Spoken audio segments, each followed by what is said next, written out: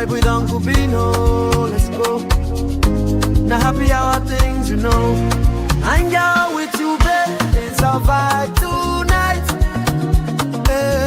Laugh and learn, we shining bright. Oh yeah, you be stories, life lessons type. On the Uncle Beno show, everything feels right. From the streets to the world, we talk real talk. Vibes on the beat make the whole place rock. Happy hour flow with smiles non-stop. Sip and chill with you, be the energy on top. You be stories, dropping them every day. Wisdom for life, the African way. From the grind to the glory, hear what we say. Tune in now, don't delay. Hang out with you, be it's a vibe tonight. Laugh and learn, we shining bright.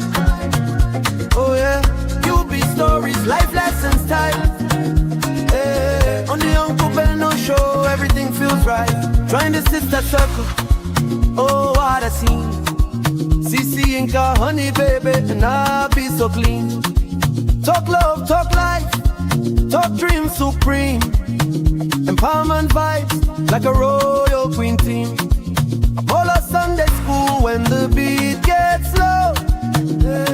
A moment of reflection, let the spirit flow. Men of God speaking wisdom, you should know. Faith and vibes on the Uncle Beno show.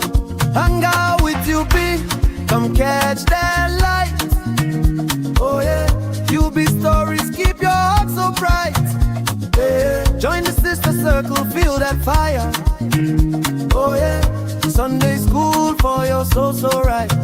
You be nation, we rise together. Love and vibe forever. Uncle Beno show. Yeah, we outside.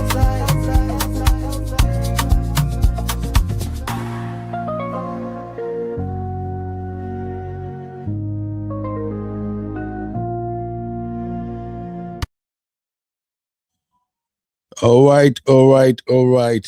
Welcome, welcome, welcome, everybody. I believe you all had a fantastic weekend. Yes, we are back. I was out all through the weekend, having fun with family and friends, and I missed the gas, gas.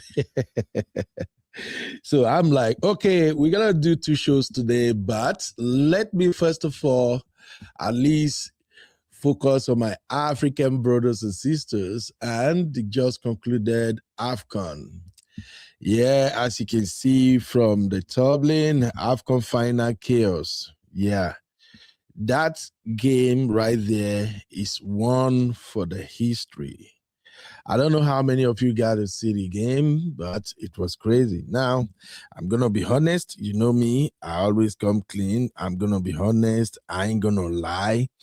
I cross my heart. I won't lie. I could talk true, okay?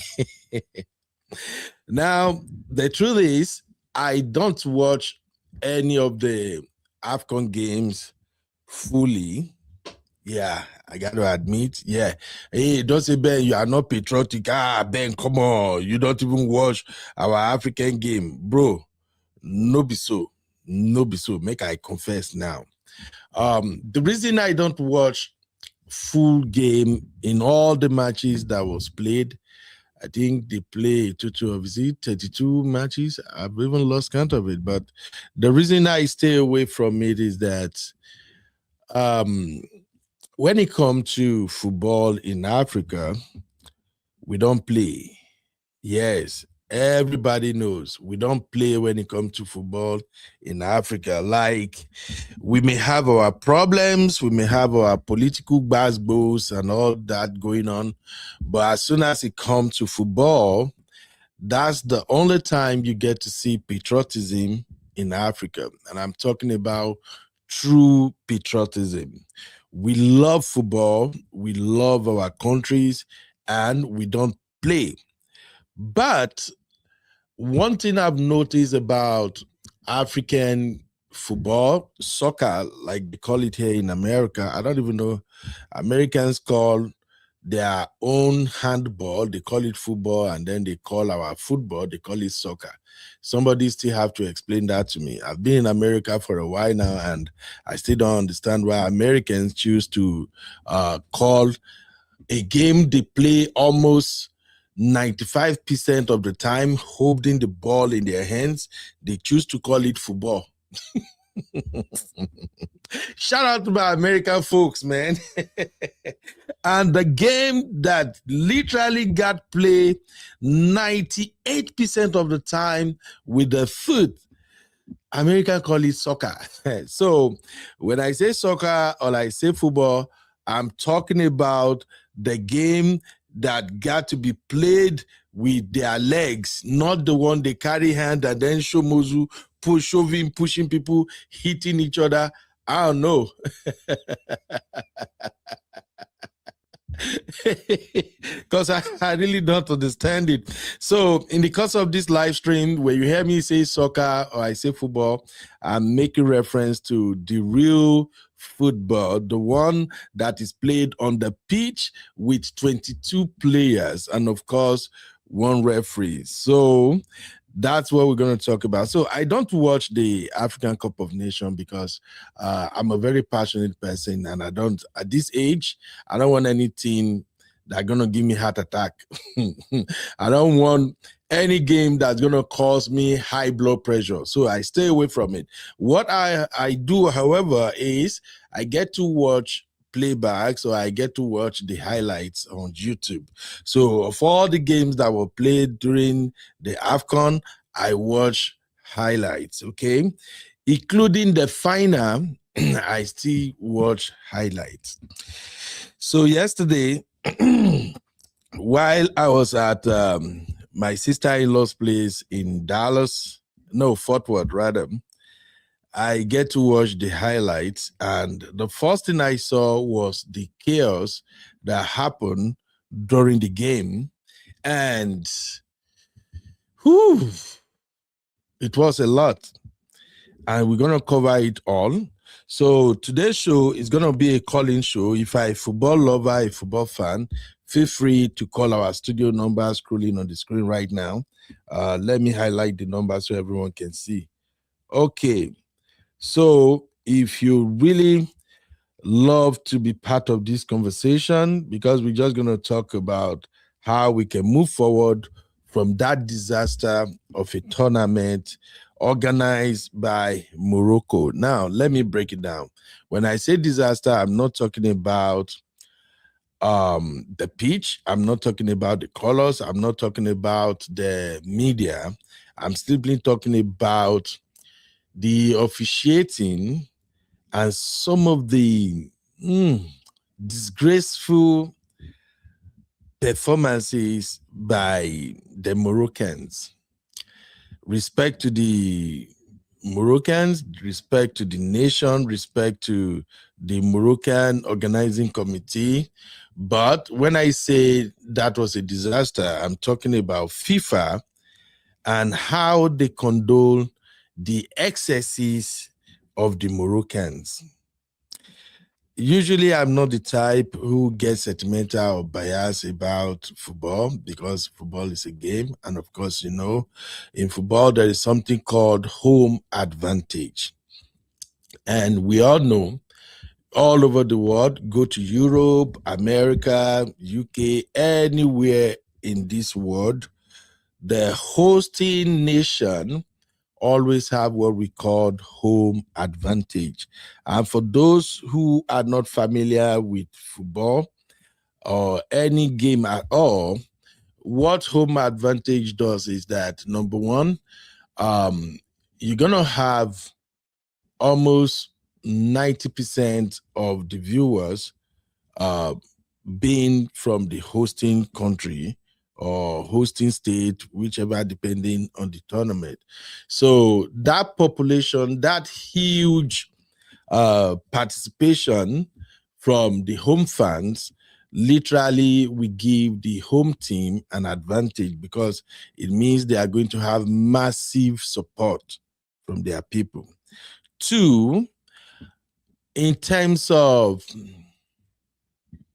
officiating, sometimes if you are playing the host, you may see most of the fouls or judgment coming from the referee as a kind of bias officiating.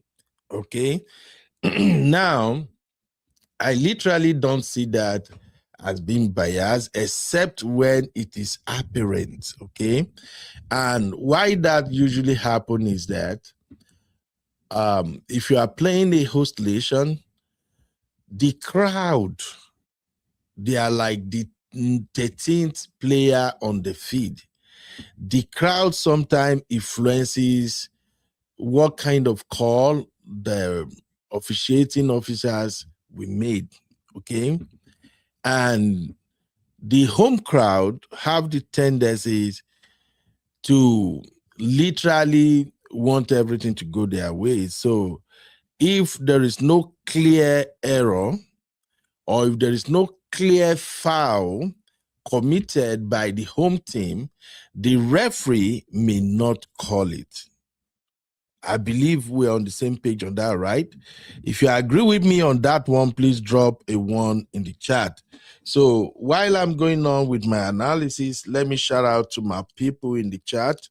If you're watching, please let me know you're watching so I can recognize you. First of all, shout out to my lovely sister, Misty.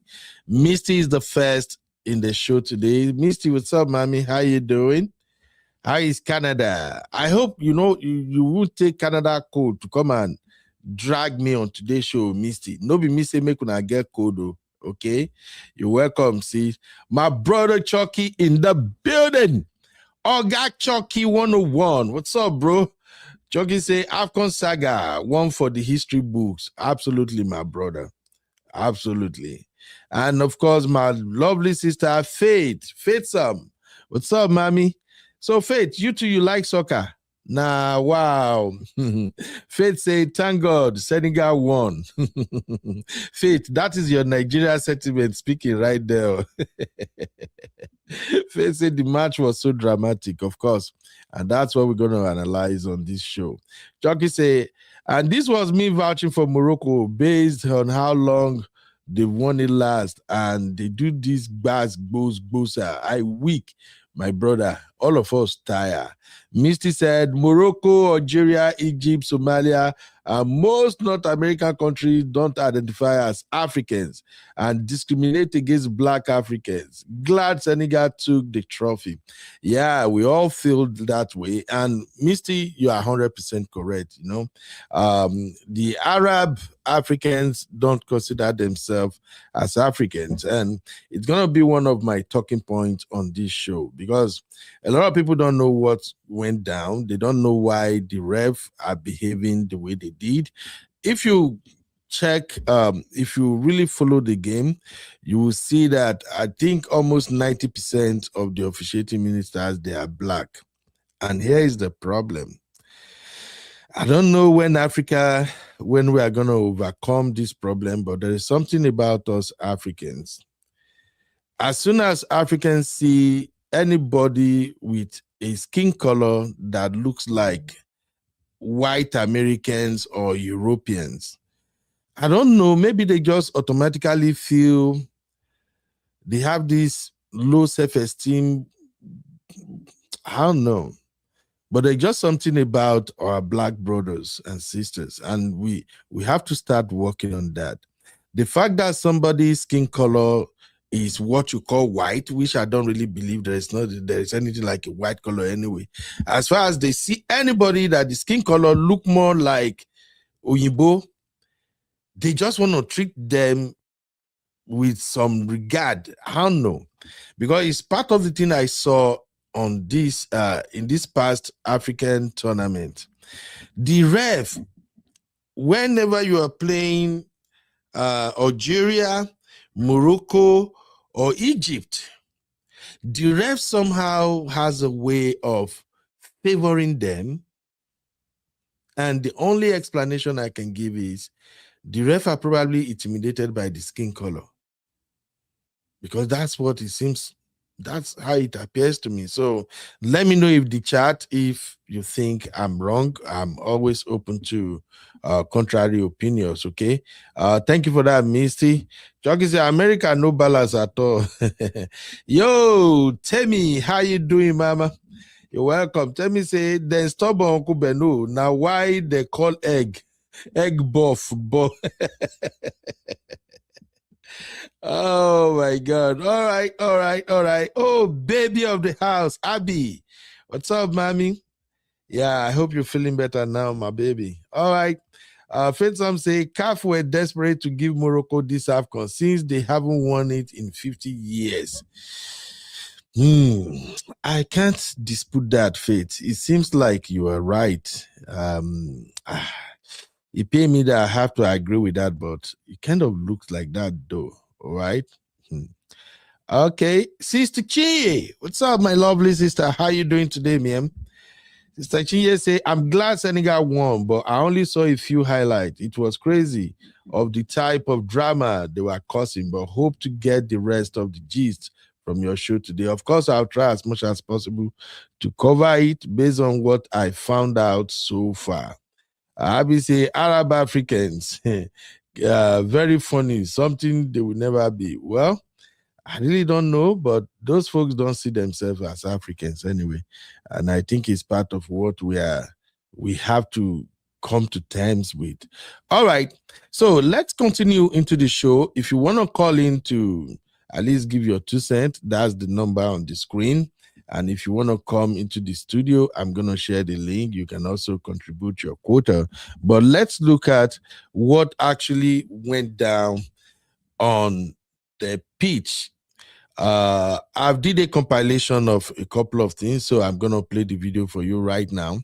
Sit back, grab a cup of coffee, or grab your box of popcorn, and let's dive into what went down in AFCON 2025. The AFCON 2025, the one I call Shege, the Moroccan way.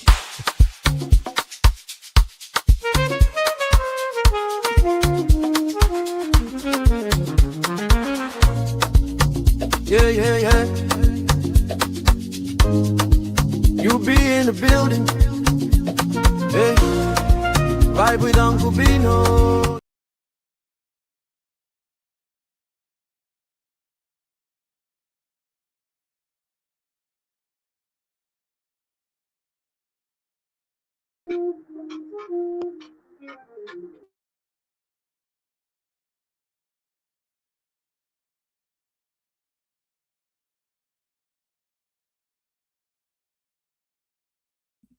Hey, Chucky, what's up, bro? How you doing? I'm okay, sir. How you doing today? I'm fine, bro. Did you get to see all the matches or you just watch highlights like me? Okay, the first thing I'm going to say is this right here. What we are not going to do is call football soccer on this show today. Honestly, that's not what we're going to do. Chucky, I see you really come for trouble, my brother. American call football soccer. We call it soccer. Yes, on this show, we're not going to call it soccer. Nah, no way. Oh, my God. How you doing? I'm fine. First of all, before I play the highlights, Chucky, what is your general assessment of the tournament? Listen, this tournament was, I would take it was quite a success. It's just the refereeing officiating that was just off points. I think that were nervous and kind of biased in their decision making.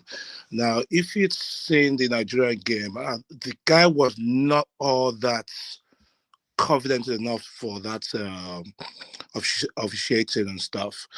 And this is me thinking that, first of all, why would they put Ghana? And I think there were 2 officiating referees for that match. Yeah. Despite knowing the part where it is between Ghana and Nigeria. Now, to me, the competition was kind of successful, but just a little bit. I think the finals was just sort of like put everything in arrears as it is. So that's my point on that, actually. Right. So before we talk about the actual final between Senegal and Morocco, let's take one step back. Nigeria versus Morocco. A lot of people claim Nigeria were robbed. They said the officiating was really, really bad. I saw a couple of analysts, they put the blame on the Ghanaian referee. What were your thoughts about that, Baba? Why should you blame the Ghanaian referee? That's my thoughts at the end of the day. If you want to win the match, win the match. Do what you need to do and win the match. Make it a good mistake. Yes, the referee is not going to be 100% on any of the game over there. You're out there to make up for not going to the World Cup, score the goals. During that time of commentaries, during the commentaries over there, if Nigeria won this thing, they have to take the risk. Nigeria didn't take that risk in pushing forward for that goal. So don't blame everything on the referee all the time, because yes, the referee itself was more like a shambolic performance from his own part. There's so many uncalled yellow cards on Nigerian side, which was uncalled for. And I really broke my table on that actual day. When he gave an actual yellow card on something that is not. So it's just very unfortunate. And also, end of the game, after the 120 minutes, Nigeria had an advantage to win this game. And then I have somebody walking casually, chewing chewing gum like as though he's going on a fashion show, and casually taking a penalty that would have put Nigeria on points. They should be the actual team facing Morocco. Yeah. So why should you be taking a penalty like that when you know quite well that is a deciding point of that game? And he killed, sorry for using that word, actually, and he just messed up on that penalty take.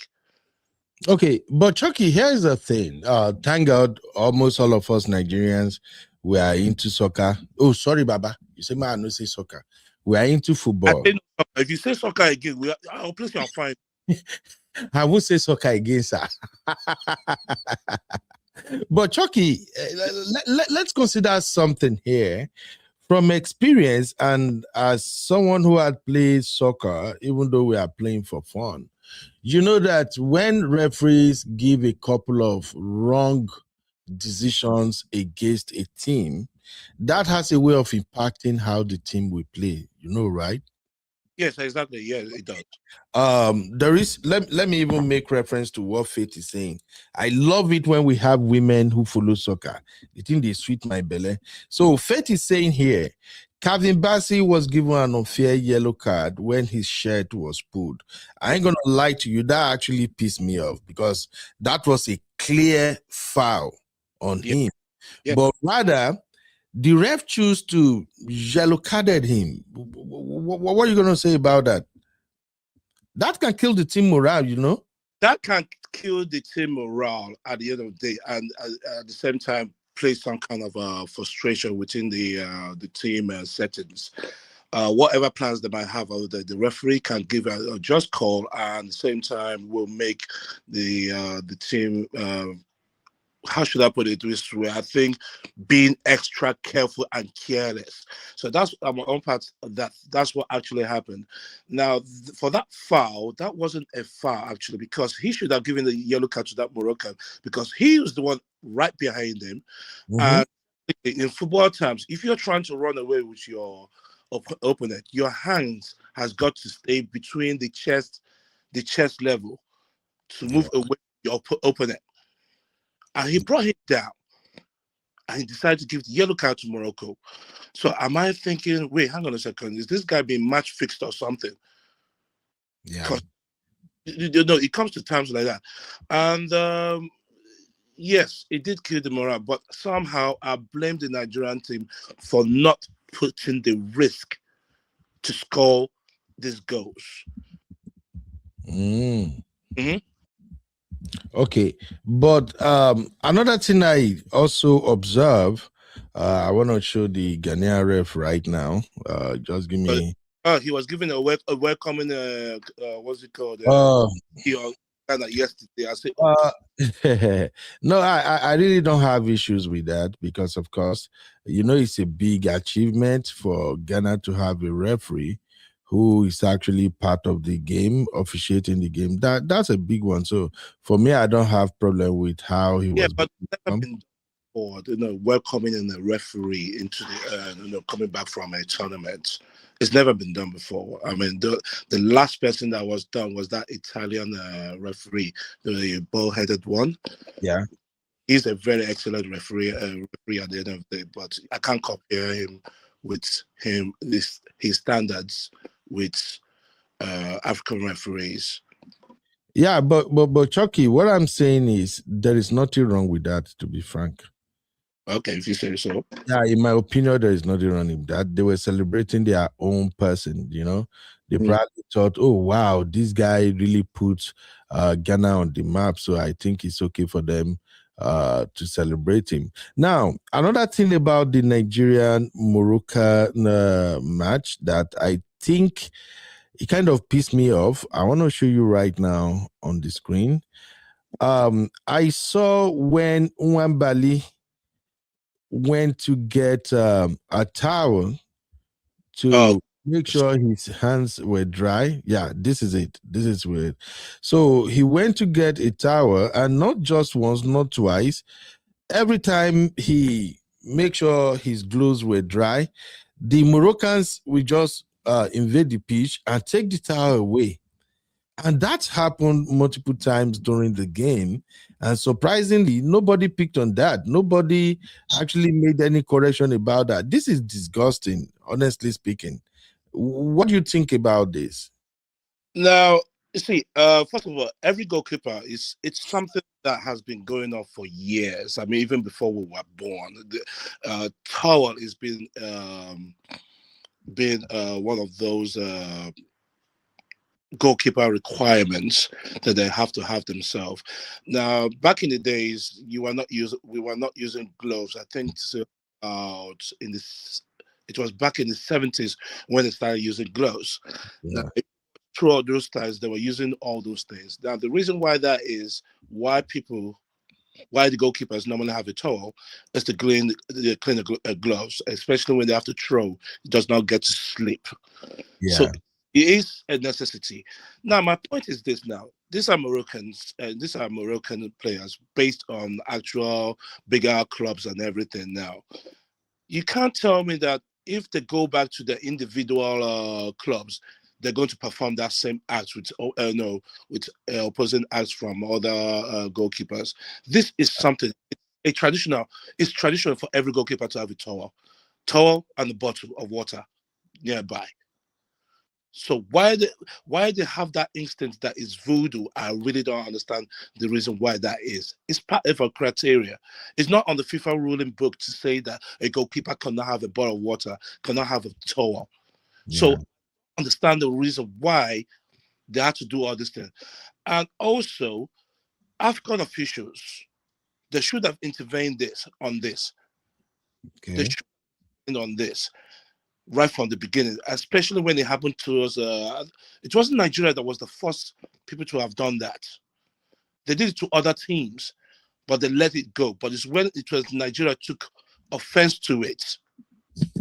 When they took offense to it, that's when it came. It came on the spot. There is nothing wrong with the goalkeeper having his towel. Yeah. Whether voodoo or juju or whatever it is, a towel is a towel. Mm-hmm. So, the Moroccans that after this match and everything, they're not going to use a towel to have a shower if they have superstitious belief against a towel. Yeah. Okay. Now, the same thing happened in the final. So I'm just saying this to establish a pattern here. And I think these are some of the violations. I think if CAF is serious, they are supposed to penalize the Moroccans for this act.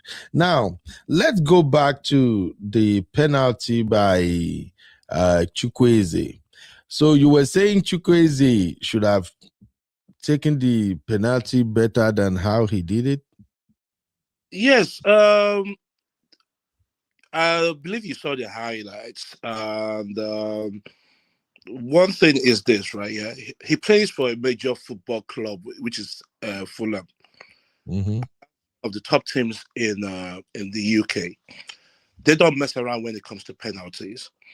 Now, what he did, you have an advantage to go 2-1, 2-1, with all calm seriousness and everything like that. If you look what he did, he was just more like really so relaxed, not concentrating on it. You think so, Baba? I think so. In Fulham, he's not the main penalty kicker. If I should let you know, do you Okay. know something like this now? What he's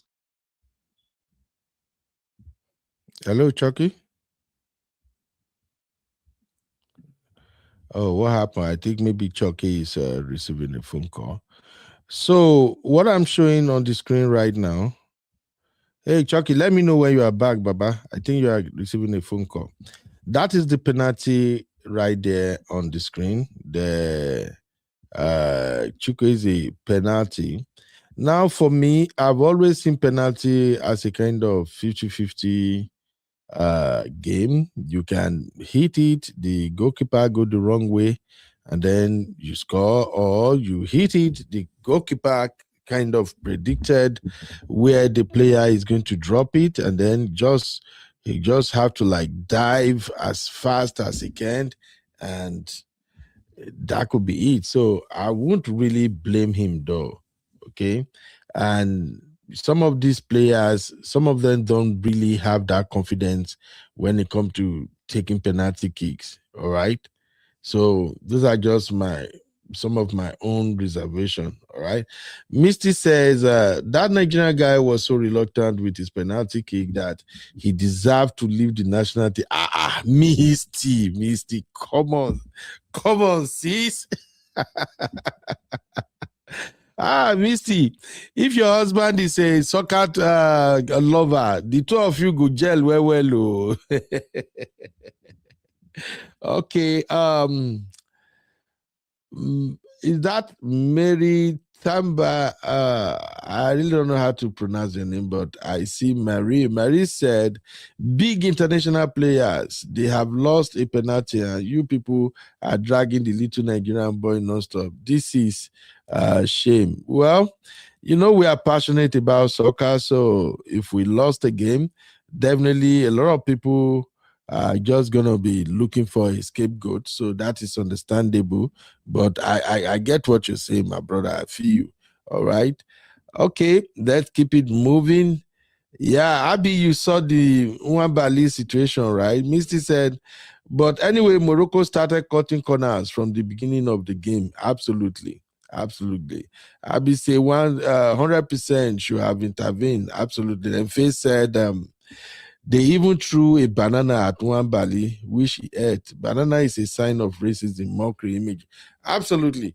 Frankly speaking, I'm not saying this because I'm a Nigerian, but I think CAF has to do something about the Moroccans' behavior in that tournament.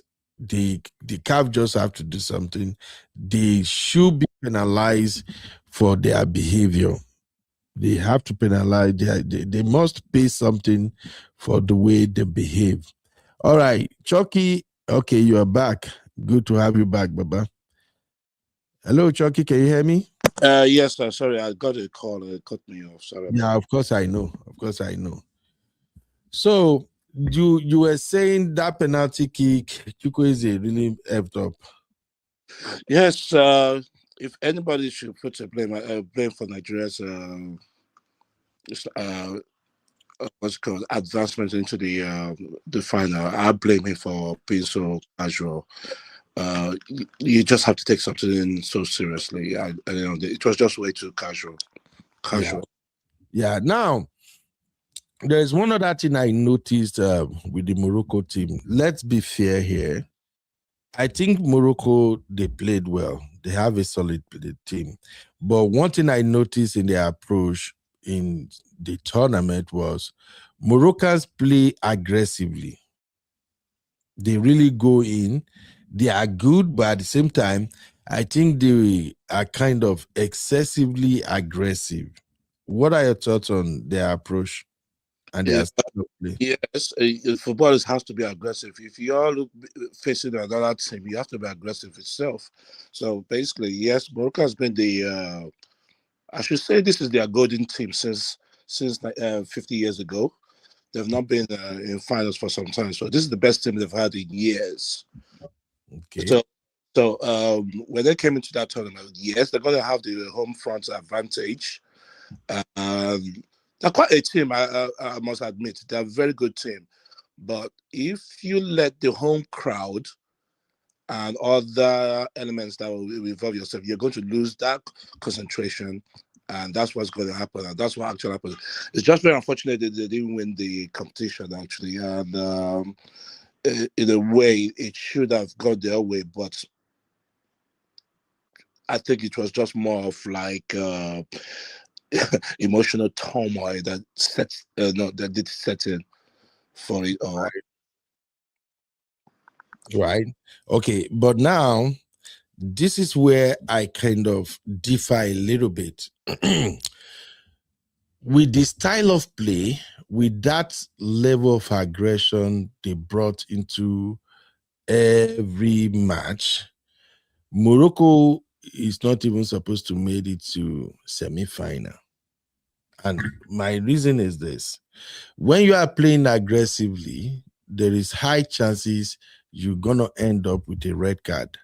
And that is why I think the officiating is poor. If you really want to be fair, yes, you have to warn any team that is playing aggressively as a referee. And by the time you show 2-3 of them yellow cards, they will change their style. So, but I guess because the referee actually allowed them to play according to their game plan without checking their excesses, the Moroccans now felt like, okay, we can get away with so many things. So they continue to play the way they play. I didn't watch their game against Cameroon, but a lot of people complain that Cameroonians were equally robbed. Did you get to see that match? Unfortunately, I didn't get to see most of Moroccan match. I didn't get to watch their match. I think I started watching their match as from the Nigeria's won. Okay. Okay. Now, I think both teams between Nigeria and Morocco, I think it was a 50-50 thing. I mean, those players were highly skilled. Now, you're dealing with Morocco's team. This is the best they've had so far. I'll repeat that again. Yeah. Now, if you've seen for the last 20 years, you can't boast of 5 Moroccan players on the biggest in the scene. About in European football, they're not there. This is the best. This is the elite they've had for the last 20 years or 30 years more like. So you can't entirely blame them for being desperate to win this competition. So they have to play all aggressively. I'm telling you, Morocco did their homework against any other team they want to go and they are going to meet. And so that's what they did with Nigeria. Okay. And also they did also game plan. Mind you, the 120 minutes which they played against Senegal is the same game plan they did, and they brought the game in, and and they're also desperate to win that competition since 1976. Since that's 50 years, and that's a very long time for them. So and at the same time, AFCON will soon be, I think it's now concluded now. It's going to be a 4-year thing now. It's going to be a 4-year thing. So everything was just desperate to get it, especially. Yeah. Now, as I can see on what you put now, the penalty kick. Now, this is very surprising. This is not what I was expecting. We will come to that shortly. I just wanted to clear the air first before we start diving into the final itself. Shout out to my brother Kamado Studio. Welcome, Uncle Patrick. How you doing today, sir? Kamado Studio said the aggressiveness is synonymous to the North African teams. They are all like that. Even CAF Champions League club level, it's the same. And we CAF really have to look into that. It's okay for team to play aggressively, but you should know that when you come into a soccer game or a football game rather, with that game plan, you might end up picking up yellow cards and eventually maybe 1 or 2 red cards. But if you allow them to get away with it, then where are we? You see what I'm saying?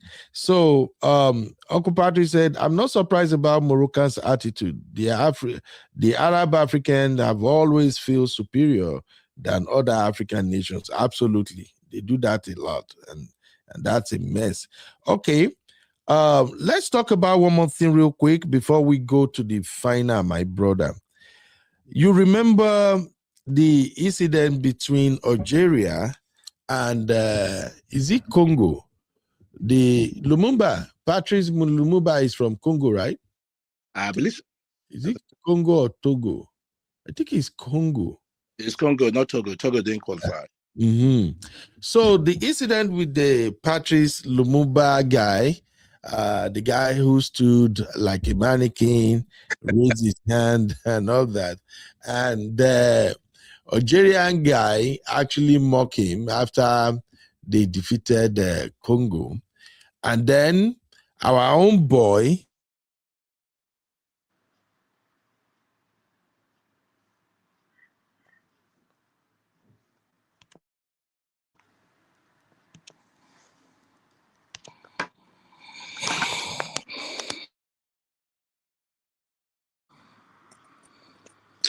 I understand. I was cutting.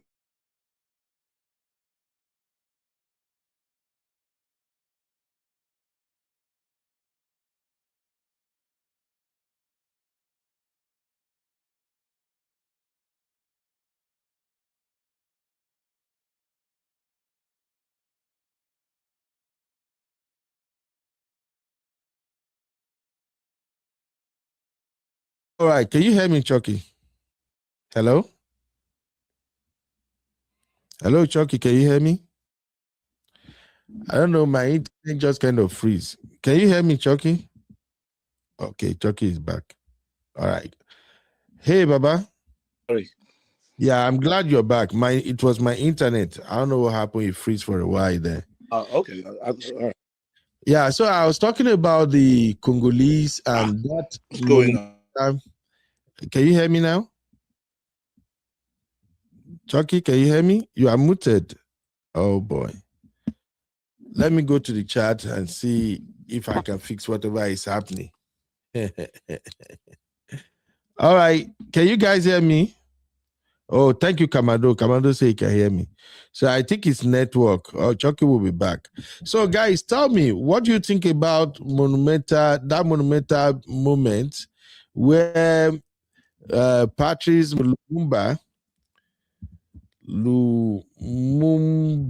Patrice Lumumba, yes, of Congo. What can you guys tell me about that moment when Patrice Lumumba was honored at the AFCON? Because to me, I think that is where the history was actually made. I cherish that moment. You are back, my brother. I cherish that moment where the Nigerian guy kind of, raised his hand in solidarity with the Congolese.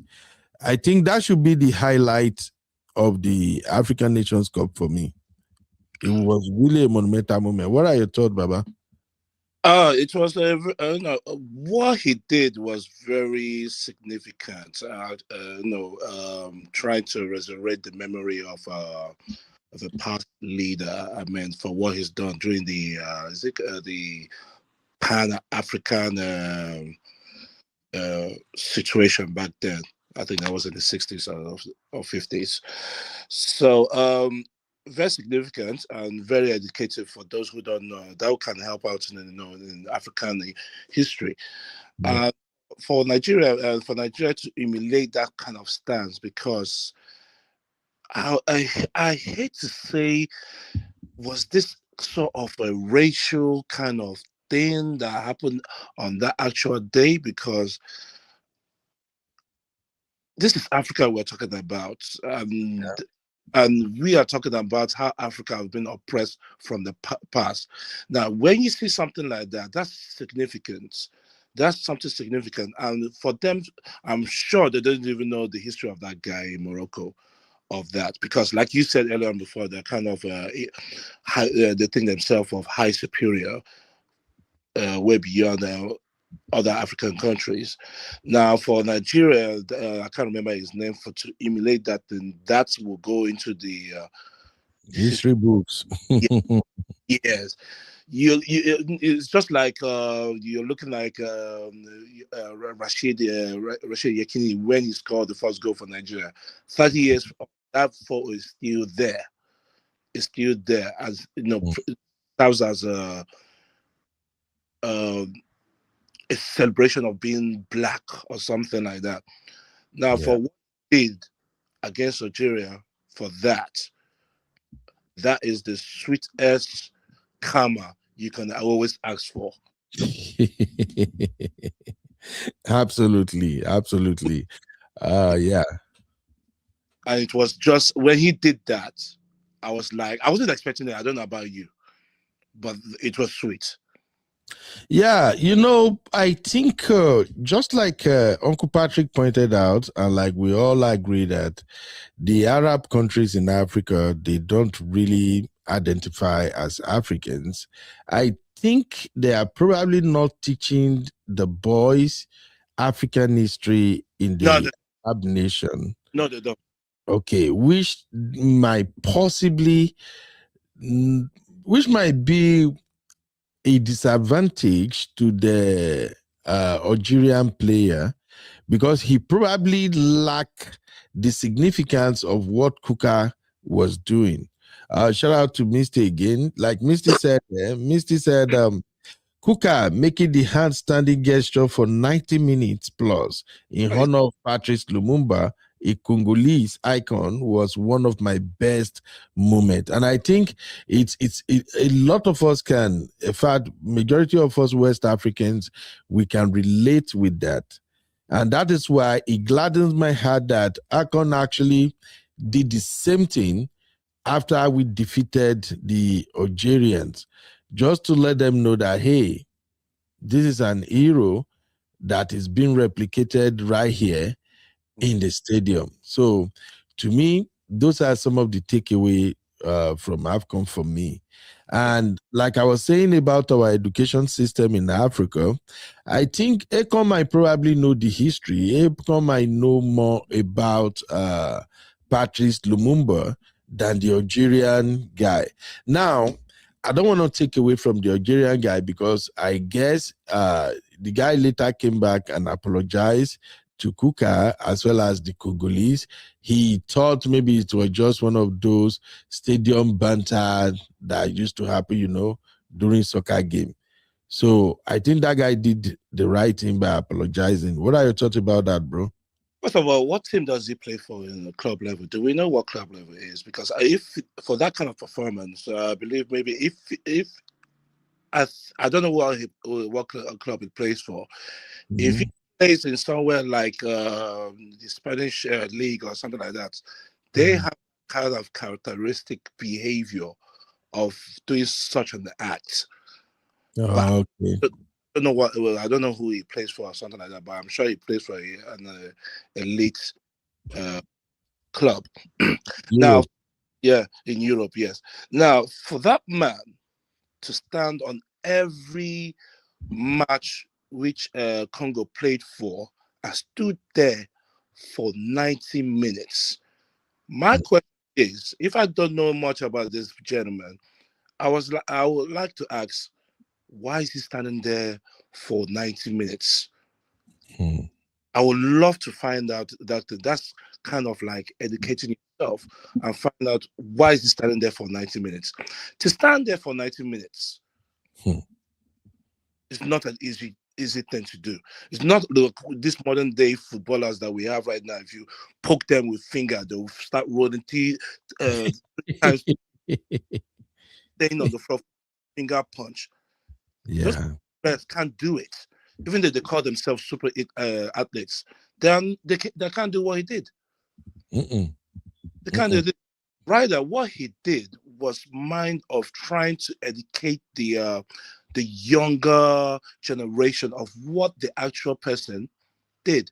Why that person have a statue in his own country of what he did for that country. I think he was killed. Yeah, by I think it was the Belgians or something.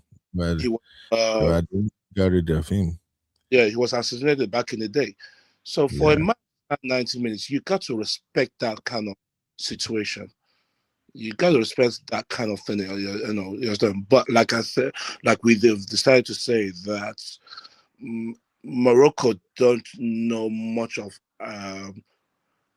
further African history, if I may add.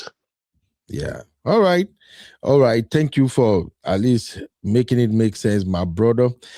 Commando Studio said AFCON will subsequently be a 4-year affair. CAF has introduced a new tournament, the African Nations League, that will be played yearly, just a replica of the UEFA Nations League. Anyway, whether they make it 4 years or 2 years, what really matters is let them improve on the officiating and the quality of the broadcasting. These are some of the things that actually discourage people from really following African games. All right. Let's keep it moving. Misty said, like I said, Algeria, Morocco, and most North African countries discriminate against Black Africans on the continent. Absolutely. We know that. We all know that. They don't count themselves as Africans, and I don't blame them. I think until we Black Africans, we get our acts together, especially the leaders, until they start the writing and moving African forward, that's when people will be proud to say, okay, I'm a proud African and all that. Chucky, you were saying something? Yeah, you strike the chord right there. I mean, that's what it should be. The bigger, what's it called? Oh, sorry. The Africans need to wake up from this kind of thing that's just happened, actually, because what actually happened was uncalled for, wasn't dignified, wasn't relatively inspiring to the rest of Africa, actually. But this should be a wake-up call with, like Nigeria, Ghana, all those to see this kind of situation. So yes. All right, thank you very much. Thank you. Misty said Kuka has been doing it since 2013. It's only now that he has come to limelight, but some of us have been following him. Oh, wow, Misty. Yeah, it's true actually, because he's been saving a lot. I think he saved for 2 years to get into this competition for all this match, which he mentioned is. My God. Yes. You see, these are the type of people we should be doing GoFundMe for. Honestly, these are the type of people we should be raising fund for. I know they don't speak English. If he speak English, I wouldn't mind try to reach out and find him just to bring him to the channel to see if people can actually donate for him. I'm so proud of what he did. But coming back to what Misty said, one of the things that I do say on this channel is there is a fortune in every misfortune. Exactly. See, whenever I say that quote, people think, oh, Ben, this is just one of your regular saying. There is no impact. Believe me, these are some of the principles I've lived with, and I've seen it work over and over again. Sometimes when you find yourself in some disappointing situation, God might actually wanted to use that disappointment to lift you up. Now, like Misty said now, I'm going to admit, I never even heard of Kuka. I don't even know he does this for this work. But I didn't right? Now, in this tournament, Kuka would have just come and gone without being noticed. Maybe he can just get 1 or 2 mentioned here and there. Nobody would have really paid more attention to the significance of what he had done. But the fact that the Algerian player choose to mock him, that somehow has now been turned around to be a blessing in disguise to him. I think even people from his country, they'll begin to see him as a hero now. What do you think, Baba? Even though the Algerian player didn't even mock him, he's already a master now. He's there already, even though that, regardless of what that Algerian player did, he's there already for what he did. I mean, Uncle Bino, me and you can't do 90 minutes, can we? I can't even do 10 minutes. I can't do 10 minutes for that. I can't do that. It's. I think that's the best thing I've seen on the AFCON for the last, I should say, since the beginning of AFCON. I've not seen such act like that before. So what he's done, I'll give him the praise. I mean, it's unfortunate we can't speak his language, which is French. Yeah. But no, maybe Abby can translate it. It can be our translator. Come on, Chucky. How do you want Abby to translate? You've started. Chucky, you are looking for trouble. You are looking for trouble, bro. All right. Let's keep it moving, ladies and gentlemen. Now, let's move on to the main part of the show, y'all. Oh, Misty saying something here. Misty say, Ayubi, you are aware that Morocco offered Kuka $2,000 per match to stay in Morocco as an ambassador after Congo's elimination, but he declined. He loves DRC and Congo. Oh my God. Yeah, he has the right to do that, because if he does that now, are you there for what you're representing, or are you going for the money? Which one is it? I can't go. If I'm doing something like that, I'm not going there. Yes, I will go for the money, but for the right purpose, which is representing the country. Which is representing his country. Now, if he goes way beyond that, that's 90% of people will decide that he's going there for the money. So he made the right decision. Okay, that's a good one. Thank you, Misty. Thank you for educating us on that. Of course, that is what UB and Real Farm stands for. We come here to learn, to educate, and I think even me, I'm learning. I'm learning now. And Kamado is saying the same thing. Kamado said he was offered $2,000 per match for the remaining AFCON matches. Ooh, that's a good gesture, dude. All right, let's now talk about the big one. AFCON Final chaos, walkout threats, Mané's intervention, and Senegal's extra time glory. If you're ready, guys, I am so ready. And this is the time I like to tell everybody watching right now that it's about to look like this. I don't want peace. I want problems, always.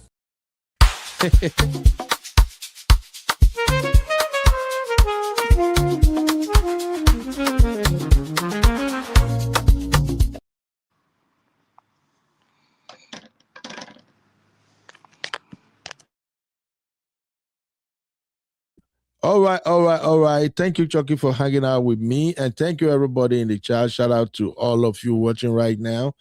Please hit the like button. Please do me that favor. We're talking about AFCON Final chaos. We're about to see where we are, where we stand as the matter day for ground. I see you, Raymond. What's up, Raymond? You're welcome to the show. All right. Now, let's quickly look at what went down during the AFCON final. Watch this highlight, my people. To try and find this penalty.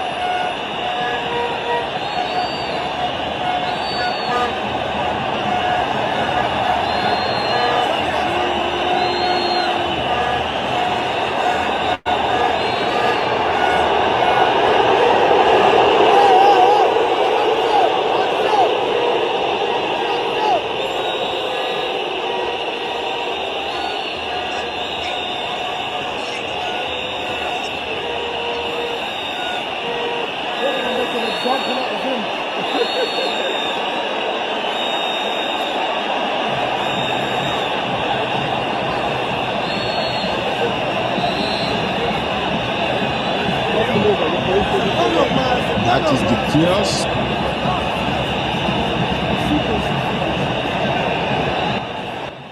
What you're watching right now is the chaos that happened during the AFCON Final. When the referee gave the Moroccan team a penalty at almost the last minute of the game, and the Senegalese were like, no, we're not having it. We're not Nigerians. This actually made me laugh. The Senegalese were like, no way, we are not Nigerians. We're not going to take this bullshit.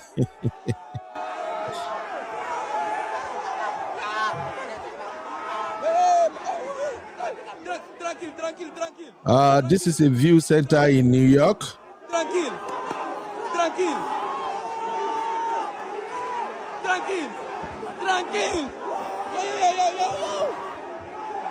Tranquil. Hey Allah. You too tall. I can't see. You too tall. I can't see. Oh my God. Hey, Mameti. Hey, what be the Mameti? Mameti.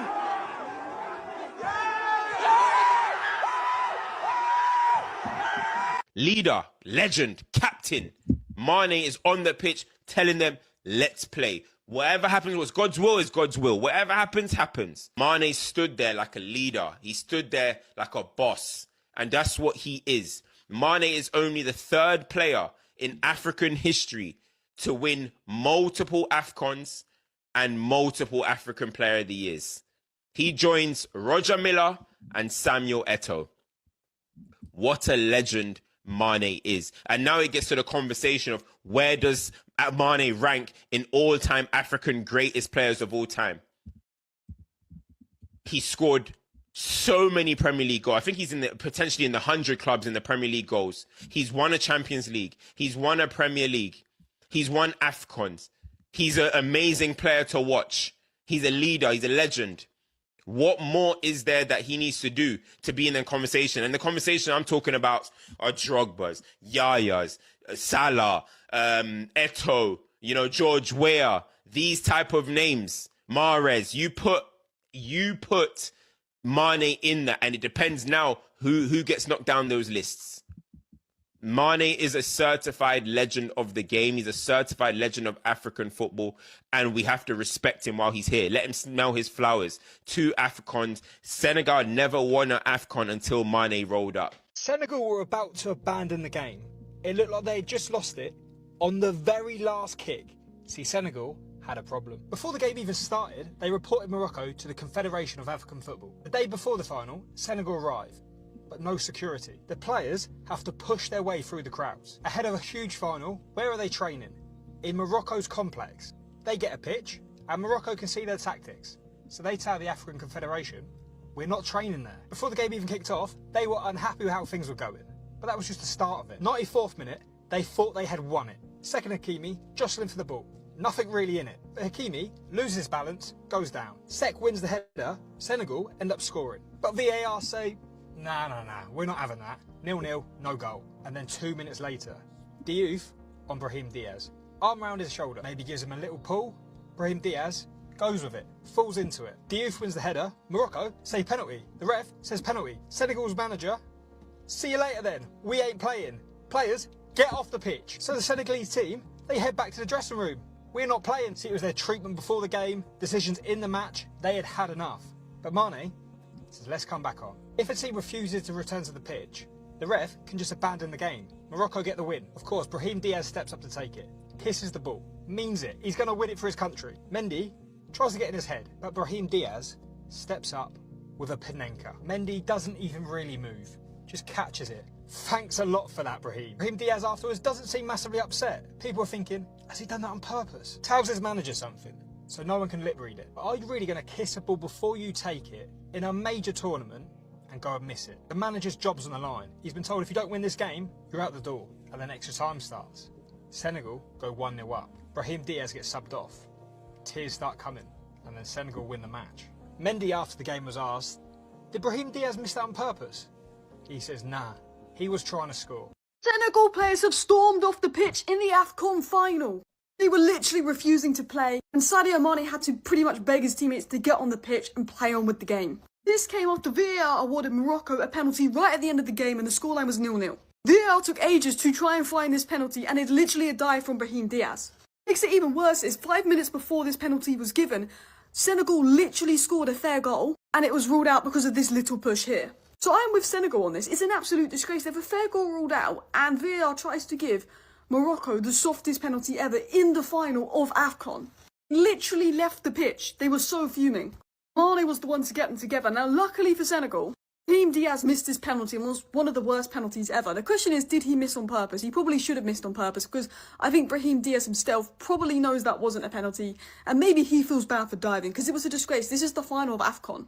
And it's not a good look, because it looks like clear corruption. There was kind of theories that they wanted Morocco to win because it was being hosted in Morocco, and this isn't helping those theories. But justice is restored as Senegal have scored to make it 1-0. This AFCON 2025 final is one of the greatest of all time. It is right up there with that World Cup 2022 final, Argentina versus France. In terms of pure drama, pure entertainment, this one is even higher for me. I cannot remember the last time a game got my blood boiling like this, my heart racing like this. Pure entertainment, and it would have been a big shame and disgrace if it ended on that refereeing decision. You do not allow such decisions to end such caliber of game. Hakimi, thank you, agent of justice. I don't care whether you miss it on purpose or it was, or you miss, anyhow you miss it, thank you. I don't know who you think you are. In an AFCON final, the very last kick of the game potentially, you are trying to panenka the goalkeeper. Are you Zidane? Who are you? These are the real lions of Africa, Senegal. All those indomitable lions, Atlas lions, all of you are fake. This is the real lion from today on. Final. Two teams that were equally matched, in my opinion. I totally enjoy. You see, in my opinion, that was a penalty. I thought it was a penalty. My only problem was, if you are giving a penalty, you have to give Senegal that goal earlier. I don't have any problem with that. For me, it was a clear penalty. They pulled him down in the box. But you have to give that other foul. It's as simple as ABC. If it was based on this game, I was entertained. I was like, Senegal, what a team. Morocco, what a team. The way Morocco started the second half, kept trying. If they catch El Kabi, Diaz, all of them run from Morocco, run, they go your club. May they not catch you this night. Because you people totally sold this game. Despite everything CAF tried to make the host nation win, justice prevailed. Football prevailed tonight. Sadio Mané, what a guy, what a leader. All the Senegalese players wanted to go. The coach was telling them go. He told them, come back here. Come back here and watch this football. Come and play this football like men. Finish this game like men. If not for him today, would they have won their second AFCON in the last 3 years? Never. This is a proper team. I kept telling you guys. That time they were playing, I was saying, this is the only squad right now that can compete in the Nigerian squad. Proper squad. Strong men. Look at Pape. That one a cannon day in leg. All his shots fire. Throughout this tournament, he has been lighting shots like that. This is not the first time he's doing that. And what they go by him. Imagine that. How poetic. After that penalty miss, Abi Mendy saved penalty. They go on to win the game in extra time. This is how it's supposed to be. And well-deserved win for Senegal. They have done it. They have triumphed. The whole of Africa is happy. I have not seen anybody that is angry at this. When Nigeria was complaining that, we are feeling that every 50-50 is going against us, we thought we were mad people. Today it has been on full display. Everybody has seen it. And despite all that, Senegal still won. Come on now. What a team. What a nation. And AFCON 2025, thank you. I enjoyed it. AFCON 2025, this is one of the best AFCONs ever. From the stadium to the infrastructure to every single thing. The only complaint of AFCON 2025 is the officiating. That is all. Any other thing, logistics, everything, wonderful, perfect. Morocco, you have given us an amazing tournament. Can I just get a towel to just pat my head? Because that was the most insane game of football I've ever seen take place on the African continent in my life. And I'm almost 40 years old. I mean, that had everything in terms of refereeing decisions, a bit of chaos, as you said. But in the end, I think the right team won and the better team won. The best team in all of Africa won. Morocco were getting all the plaudits, given what they did at the World Cup. But this is all about hit the like, please. All about a legacy. Help me get the likes up. Tap on your screen. And in my opinion, Senegal like, is guys. the best team on the continent of Africa in the last decade. The stats back it up. The finals appearances back it up. And now you get 2 AFCON trophies in the last 3 opportunities to put your hands to that trophy. The biggest moment, though, Stefano, it wasn't the goal that was scored, it was leadership that we saw. Sadio Mané going back to that locker room. When I saw that, that was a game changer, and that was the platform that gave Senegal the opportunity to win the whole thing. He's getting all the players off the pitch. He's getting them all off the pitch. Hey, fair fucking play. They said, nah, bun this. We're walking off, bruv. They've had enough. They said, bun this. Big up Senegal, man. Any Senegalese in here, bless up to you as well. Big up to you. That's fucking crazy. This referee, man. Sheffield United, you know what I'm saying? Like, this is class. This has been the most entertainment we've had all fucking game, because the game's been shit. I don't know how long they get to come back on the pitch before the forfeit, innit? But it will be a 3-0 forfeit otherwise. Jackson's about to punch someone up. Morocco manager's saying, don't get involved, bruv. Just all stay on the pitch. If they want to walk off, we just stay on the pitch. Gotta love the African nations, man. They don't ramp. They're like, nah, bun this. We're walking off. Fucking brilliant. That game was so shit. And this is the most entertainment we've had. This has been class. This referee, man. Right, it is funny, trust me. This is hilarious. What did I just see in the African Cup of Nations final, bro? Brahim Diaz in the final of the Cup, the final with everything on the line, has a chance to put Morocco up 1-0. This man decides to chip the goalkeeper, and Mendy stands down the middle, grabs the ball, and literally laughs at him.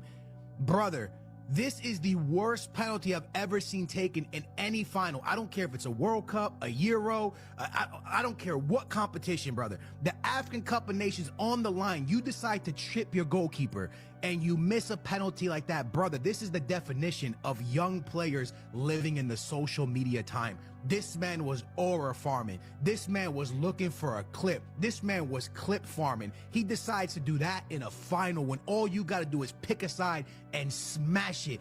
That was disrespectful to football. I feel bad for all Moroccan fans because y'all did not deserve to see that on your screen. Awful. And they go on and lose the final because the boy Brahim Diaz decides to go for a stupid chip. One of the dumbest decisions I've ever seen in any final ever, bro. I have no idea what you were thinking today. But what you did today is going to go down as one of the most embarrassing moments in the history of AFCON and potentially football. 98th minute, a penalty gets awarded to Morocco. And Brahim Diaz, after such stoppage, after the players have walked off the pitch, after Mane is trying to get his players on the pitch, after all of that, you decide to do a Panenka? A Panenka? That was crazy. That was crazy. A Panenka. That was crazy, my brother. All right. You know what, right? Yeah, this was just the weekend of Panenka, whatever that is called, because Man City did the same thing during the weekend. Then I'm looking at this one that happened yesterday. I was just laughing. And I was like, this shouldn't be happening. That's very, very disrespectful to play that kind of penalty shots. I don't know. Absolutely. It was ridiculous. All right, let's start looking into this, my brother. If you are just joining us, you're welcome. I see you, Swatter. How you doing? Thanks, Kier. Is that thank Kier Jizim? I'm sorry, but I see you. You're welcome, my brother. Yo, Sam, what's up, Sam? How you doing? Sister Chinye, you're welcome. And of course, my lovely sister Bilba. How you doing? Okay, Chucky, let's quickly analyze this final because it's crazy. I have so much to talk about. But first, let me go through the comment. Sam said nothing would have happened to Morocco players, of course. And Sam also said Nigeria did nothing in the attacking game play. Morocco played well. And as usual, there is officiating bias in Africa, especially the northern part of Africa. And that's what we'll be saying all along. Tanskier said, we thank God the right team won. The match, kudos to Sadio Mané, absolutely. Misty says, Sadio Mané led his team to conquest. We applaud him for his great leadership skills. Yeah. And Swata said, crazy. Swata also said, well, he didn't do his homework versus the Edward Mendy. I think he was talking about the guy who took the penalty. Okay, so let's take it one step at a time, Chucky. First of all, the first problem I had with the officiating in the final game was the first call. Let me upload some of the images to the screen so everybody can see what we're talking about. Let's see if this is the right image. Okay, Chucky, let's start with this one. This is where the ref actually pissed me off. Like I said when I started the show, I'm a guy who believes a game is a game, and sometimes not all decisions will go your way, and sometimes ref can actually make mistake. But when the mistake is obvious, or let's say when the mistake is a crucial one that can actually determine the winner or loser of a game, I don't support referees in that. Now, here, there was a corner kick, and the Senegalese player, as well as the Moroccan player, they were going at each other. From my angle, what I saw was the Moroccan player, I think that was Hakimi. Hakimi was the one here. What I saw was the Moroccan player trying to man-mark the Senegalese player.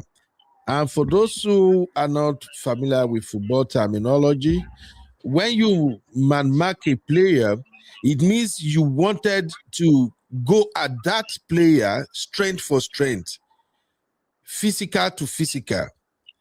And in cases like that, what we usually end up with, if there's going to be foul at all, is what we call a 50-50 situation. Most time, refs don't really take that into consideration. If it is a situation of you man-marking, you know, man-marking is quite different from zona marking, right? My brother Chucky. Yeah, you're correct. You're correct. Yeah, so for me, this is what I saw. I saw a man-marking situation. Hakimi trying to go head-to-head with the Senegalese player who was going to attack the corner kick. Now, while he moved forward to man-mark the player, he put his hands on the player. And the normal reaction in a football game is, you, the attacking player, as soon as somebody put their hands on you, you know they're going to shove you or push you somehow. So you also have to, like, put forward your hands so you can equally muzzle some strength to mitigate that shoving or pushing. What went down here was the Senegalese player was kind of faster. So as they were struggling, Hakimi slipped. That's what I saw. It's not like the Senegalese player intentionally pushed him. No, it's more or less like a 50-50 situation. So Hakimi slipped. The player knocked the ball and it went straight into the net. Then the refs canceled the game. Now, this is the most significant part of what went down there. The Senegalese were going to the ref and they were asking the ref to go to the VAR. The ref refused. He just made it an on-field decision without consulting VAR. Now, from what I've observed since the introduction of VAR, as soon as there is a goal involved or a situation that might lead to either yellow card or red card, sometimes, especially if anything happens in the box 18, and it's not clear, the ref will usually consult the VAR. In this case, the ref did not do that. He stood on his ground and he stood by the call he made right there on the pitch without consulting the VAR. Now, we're going to move on to the other side of the pitch, what happened there. But Chucky and Sam are in the building. Baba Chucky, What did you observe in this situation? The cancelled goal. Right. My take is this, right? Yeah, modern defenders are just how should I put it? Shaky leaves. Any slightest touch, they're going to go down. Now, from my take on what actually happened there, my take for that player that happens to try to run in to get into the ball and the guy pushing his hand. In my own experience, he should have put his hand down for him to do the running, for him to clearly push him off. He should have put his hand down and run into that box. You mean the Senegalese player should have put his hands down? He put his hands down and run into that place. Wait for him to click you, the Moroccan player to click you, and that would have been a clear disadvantage from the other side. Now, when I say the new generation players is youngsters, they are not too experienced when it comes to defending. I'm not going to disrespect their craft. They do well what they do. I mean, they get paid for what they do. But for the outcome of this, for the push, to me, that is clearly a penalty for what he did. For what I see. The first one, I'm the one you see here is the first one. Yes. You didn't see that part? Which part are we talking about? Are you talking about the last minute of the last seconds of the game? No. The first goal scored by Senegalese that got cancelled. Oh, they got cancelled. Oh, yeah. I'm looking for the video now. Maybe if you could, yes, it will help because yesterday was more of like emotional trauma. I mean, if you could run that video, that would help. Okay. Sam, while I'm looking for the video, Sam, did you also saw what happened there? Yeah, Uncle Beno, I agree the whole house. So what we should understand is there's been a build-up. So I already expected a lot was going to happen in the final. And Morocco has put so much into this competition, apart just from what we see on the pitch of play, their total sports and football development. I was listening to our big uncle, Larry Zamoji, when he did a full analysis of how Morocco did a revamp of their football mentality and their football culture. And it's a whole lot down to the grassroots. Most of their players move up from the grassroots to the second level, to the third level, like that, till they get to this stage. And the facilities and everything that has been put on ground. So I knew a lot was going to happen. Let me first talk about Nigeria versus Morocco. Nigeria-Morocco game was a very, very tactical game. I think our coach respected the Moroccan players so much, probably because of the pressure and playing against the host nation. They didn't attack Morocco at all. And you can see the difference between how we played Morocco and how Senegal played Morocco. Senegal played Morocco playing the ball into space, and Morocco had runners attacking through Hakimi's wing. So, and Morocco's strength in the attack is also on the right side. So there was a kind of, how will I put it now, like a counter to Morocco's gameplay. Do you understand? Yeah, so that actually is why Nigeria, I don't think we had up to like 3 or 4 shots during the game, which was very, very poor. Yeah, so but coming back to this incident, it's natural position for both a defender and an attacker to, because that's what we see today in today's football modern game. Both players hands over each other. Because if cancelling this goal, that means probably like 50% of Arsenal's goals scored from corners will be cancelled. That's what they are trying to tell us. Because most of their goals come from a lot of on the screen, right? Are you watching the video on my screen now? Yes, I am. I see it now. Okay, Sam, do you see the video on the screen? Okay, yes, I can see the video. All right. Go ahead with your analysis, Sam. Yeah. So, like I was saying, most of the goals now being scored from corners come from you trying to gain an advantage over the defender And the man marking system that was used by Morocco, you can even see from the video that in the picture above, there was still one of their players holding on to the waist of a Senegalese player. So this is what we see naturally in the box because everybody wants to gain an advantage. So, and Hakimi and the Senegalese player were holding on to each other, trying to gain that advantage. Because if you don't gain that advantage in a few seconds, the ball is in your net.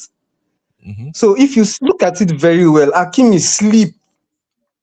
His right leg gave way. That's what I saw. That is why, yes, and that is where the Senegalese player got that advantage because it was 50-50. Both of them holding on to each other, both of them touching each other, both of them pushing each other. So that is the reason why you see the Senegalese players were telling the ref to go and check because it was evident that Hakimi slipped. It was not because of the pulling and the pushing that made Hakimi go down that way. And because he was trying to recover, when he saw that he couldn't, then he raised his hand up, trying to draw the referee's attention to an infringement because he can clearly see that the ball is in his net. So the truth is the bias was so glaring because if there was no bias, I was expecting the referee to go to the monitor to look at it again over and over and make his judgment. But like we see, Morocco, they were hosts and they got a lot of favorable decisions go their way.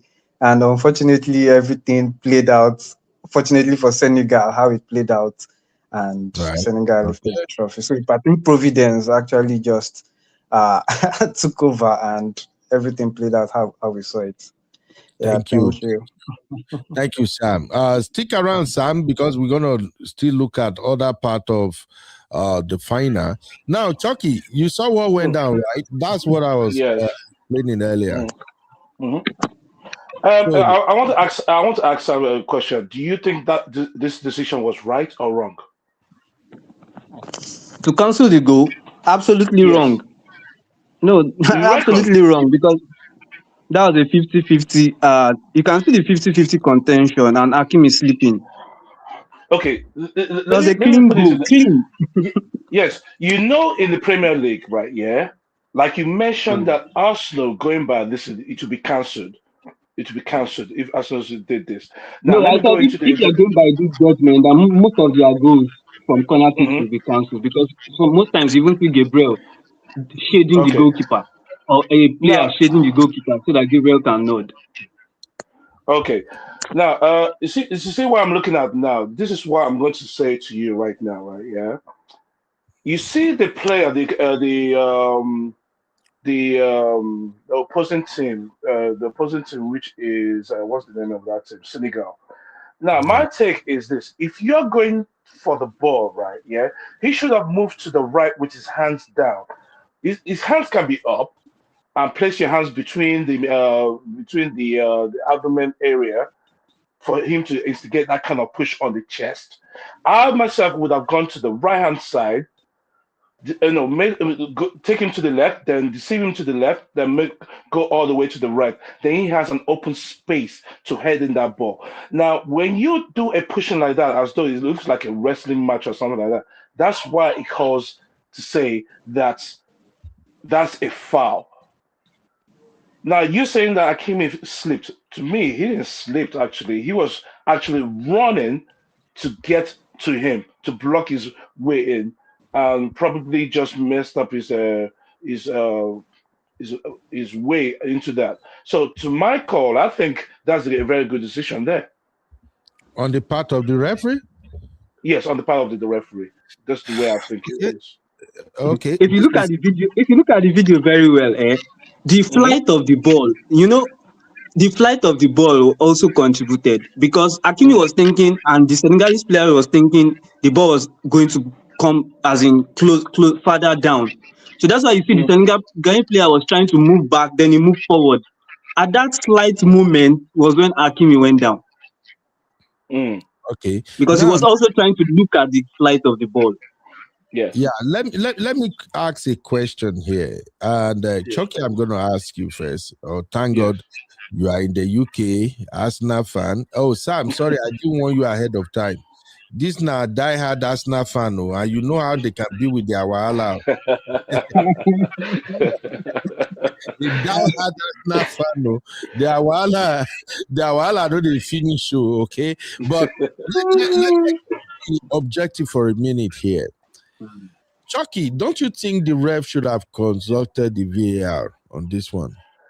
He should have consulted the VAR on this, actually. No matter whether it's a foul or not, he should have gone to the referee. To consult with the VAR officials to say to take a look at this to see if it's the actual point. Now, for him to make that decision, I think the reason why he made that decision he's right in front of those players. He's right in front of them. Chucky, it doesn't matter. If he had No, it matters because the referee is the overall decision maker here. He can overrule what the VAR says. Do you know that?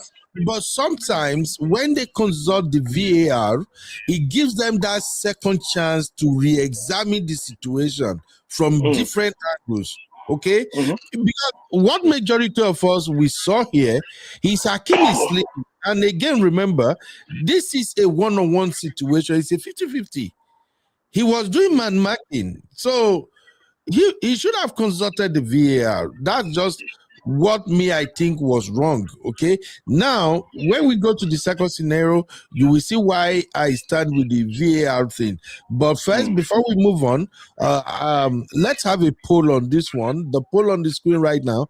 Everybody, please pick up your keypads. Drop a 1 if you think this decision right here is the correct decision. Drop a 1. If you think it's a blunder by the referee, drop a 2. Please, let's vote now. And while we're waiting for the vote, Swanta said the VAR should have called the ref to come check for himself. That's what I'm thinking too. And Swanta also said, no, you can't put your hand down. This is natural position for 50-50 contention to gain space and advantage. This is, we all know this in football now. Uncle Bino, I understand where you're coming from, right? Yeah, I understand what everyone is saying, but there's a way that you place your hand on, and it seems to me that you are pushing that guy away, which on the outside. Okay, let me ask you a question now. If that happened outside play, that's not that point. Will it be called a foul or not? It won't be a foul to me. It's a 50-50. Mind you, it's very funny. They might not call it a foul, actually. Yeah. They might not call it a foul. Right. Okay. Faith said if it goes to Morocco was given the penalty, I don't think Senegal would have worked out. Okay, that is on the second one. But on the vote, Uncle Dayo, you're welcome. Uncle Dayo said 2. Faith voted 2. Samuel Akeade votes 2. All right. So everybody is like, this is a blunder. Anyway, before we go to the second scenario, let me hear from Uncle Dayo real quick. Uncle Dayo, I don't know how long you've been watching, sir. How are you doing? Thank you. Thank you, Uncle Beno. Thank you for just having me. How are you, sir? I'm fine, Augustam and Shoki. How are you, sir? Happy New Year. Thank you very much. Happy New Year to you. Thank you for now, I wanted to say something. Oh, thank God, thank God. I wanted to say something. First off, look at the position of the referee before the foul. The referee is just about few feet away from the two players. That means he could see everything clearly. It was not obstructed. They were like virtually in front of the referee. And now for the referee not to see that as a slip, it baffles me, because even we watching from a distance, we could see that the guy slipped and fell. Of course, in a contention like that, in a competition like that, when you want to like go for the ball, the very first rule is to protect yourself, because the other party coming to block you. We've seen a situation whereby, in such a case, if the attacker did not put out his hand first, the tendency is that the defender will have used, because his hand was already raised to stop him. You are running towards somebody that wants to stop you, and you want to put your hands down. It's not done. You too, you must be prepared to block the person so that I can get that advantage. As Sam said, it is a 50-50 opportunity. It's either he block you or you gain advantage over him. And in this case, luckily for this particular attacker, the defender slipped. But of course, because both of them are putting out their hands, the referee wanted to go with the so-called defender. But to me, he should have seen it as a slip. And then if he was in doubt, he should have just gone to the VAR. But for God knows whatever reason he did not do that, I don't know, because it was just a few meters away from this incident, and still went ahead to call it a foul. I don't understand. That was crazy. I don't understand. You know why, Chucky and Uncle Ben, you know why I said he had to go to the VAR? The ball ended up in the net. Like, I don't understand how he was able to wave it clean and say no. It ended up in the net. So everything, VAR is supposed to summon him and say, come and review this again, because it ended up in the net. The funny thing is that he even blew his whistle before that ball went in there. Yeah, he blew his whistle before and that he's ball not went supposed to. He's not supposed to. Exactly. You see, You can see a lot of mistakes.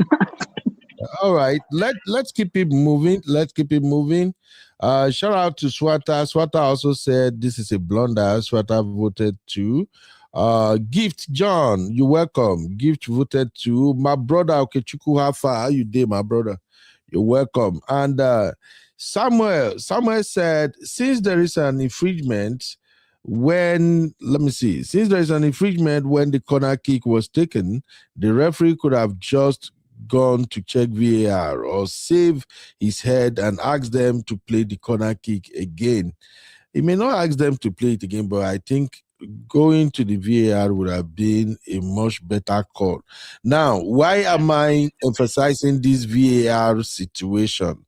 Let's move on to the next scenario. What happened in the next scenario? I'm going to share an image right now that can actually help us understand what went down. So here is another image on the 2 scenario that just went down.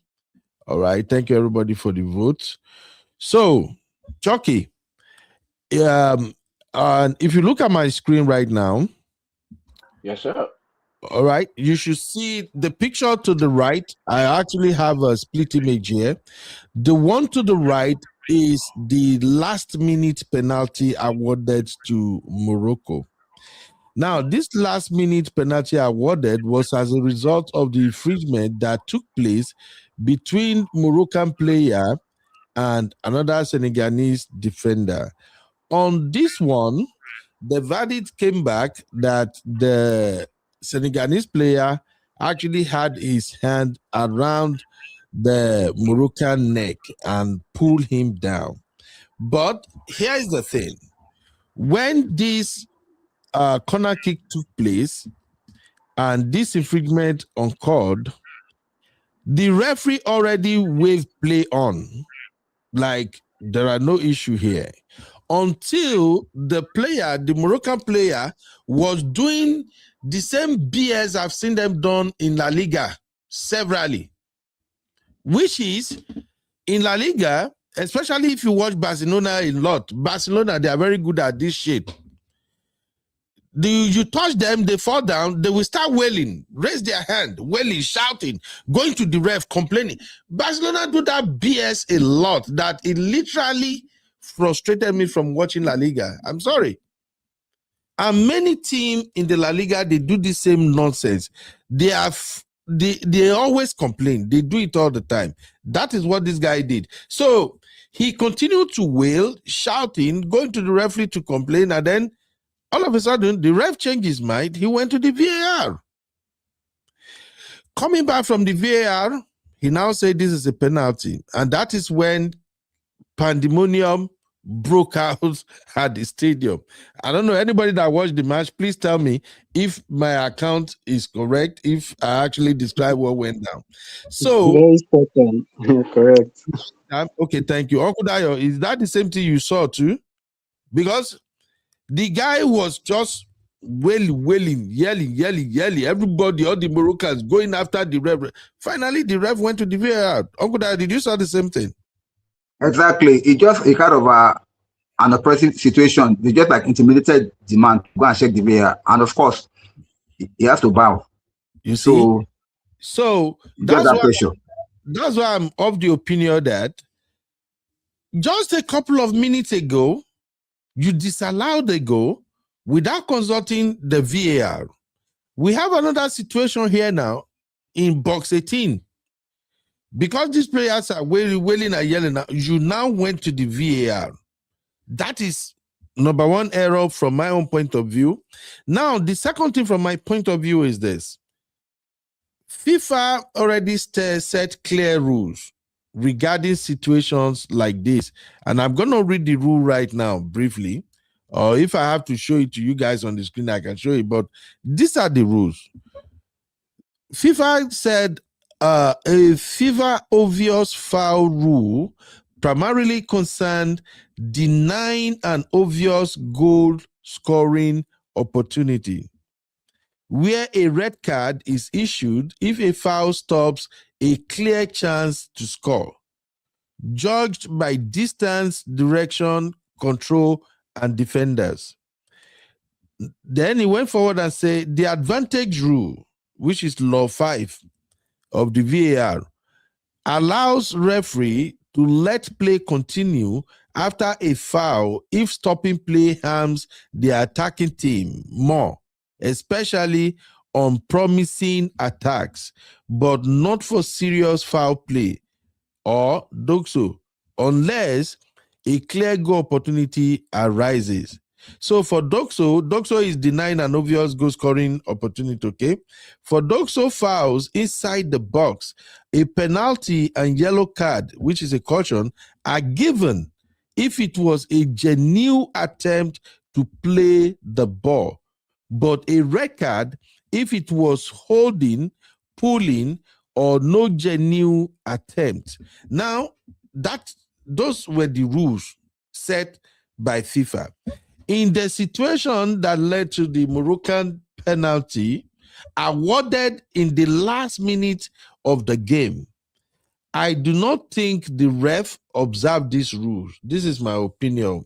Now, if you watch VAR, they are going to slow down the clip, right? And sometimes when they slow down the clip, what you actually saw may be exaggerated than when it actually play on in real time. So now the ref is believing that this defender committed this foul, no yellow card, no red card. And yet you awarded a penalty at the last minute that can become a decisive game winner. Let's have this conversation. Baba Chucky, over to you, bro. Right. It's very unfortunate what actually happened last night, I should say.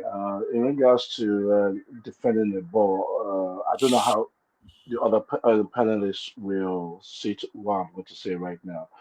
Now, as a defender, if you're going to do something like that, you have to be very, very careful of what you're going to do, because in a situation like this, you're going to be awarded the penalty. Mm-hmm. Now, he's defending the ball. There's nothing wrong with him jumping for that ball rather than take that risky maneuver to do that. Mm-hmm. Now, what has happened here, I don't call it a foul. And that ball was not even intended for him. If you're talking about direct, you said something about if the player is infringing the goal opportunity. That's not a goal opportunity there. That's not a goal opportunity. Rather, he sucked himself into that trap for that situation to happen. Which the referee had to call it a penalty. Now, I'm glad that he went to the VAR to go and cross-check this situation. If he doesn't know the rules, at least the VAR will be able to help him out. They can spend about 5 minutes to 10 minutes in the VAR call, and they will get that decision from what actually happened last night. And I believe they rushed into that decision to say it's a penalty. because this is a very critical point that this had to be looked into very carefully to see if it's a foul or not. But in the case, in any other call, whatever it's going to be, that situation that happened, everybody walking out and everything, will still happen. That's my take on it. Okay. Sam, what are your thoughts, bro? Yeah, Uncle B. For me, if you look at the context of the game, the time of the game, and with lots of things that has been happening during the game, I see it as the Moroccan player being very, very, very, how I put it now, was just taking advantage of the situation. And as a defender, you can shadow mark the man you're marking, and just protect trying to, because if you look at it very well, he had his hands on his shirt over the shoulder. Was it on the shoulder? Yeah, on but he had his hand on the shoulder, right? But he had his hand on his shoulder, and the player is just being smart to take advantage of that situation and go to the ground. Everybody wants to get an advantage in the game of soccer. Everyone is looking for how to get an advantage over their opponent. So when you see that opportunity, you can look at it on his shoulder, back of his neck. So for me, the ref went rightly to the VAR and saw the infringement and blew as a penalty because it happened inside the box. So my own issue is the inconsistency of the ref, because if we had done the same thing and gone to the VAR for the Senegal's goal and given it, nobody will have probably. I'm not sure Senegal players will have walked out. They will have continued playing the game because probably if Morocco scores, it's 1-1. Do you understand? Yeah, so that denial of that goal and this happening at the dying moment of the game now all cumulated and made it look, that's why Senegal took that decision. Because for me, I think they've already had a meeting in their camp. They've seen the pros and the cons and everything that could go down and what they are going to do in certain situations. So when this happened, you could see the coach calling on the players to just come out. If they want to take the cup, let them just take it like that. Let's forfeit it, because it was already pre-planned. They already knew something like this could happen. And it happened, and they took that decision to work out. Yeah. So, thank you, my brother. Yeah. Your thoughts on this one, sir? Yes, sir. I will agree with Sam, because if you look at that situation, that was actually a foul. As a defender, if you want to block an attacker, you don't do it so brazenly like that. He had his hand upon the guy's shoulder at the back. I mean, in fact, from the back. What experienced defenders normally does is that they be pulling at your jersey from the back around the waistline. Even the referee will not see their hand. Yes, that's what experienced all these world star defenders always do. When they want to block you, they will put their hand behind you. The referee will not even see it.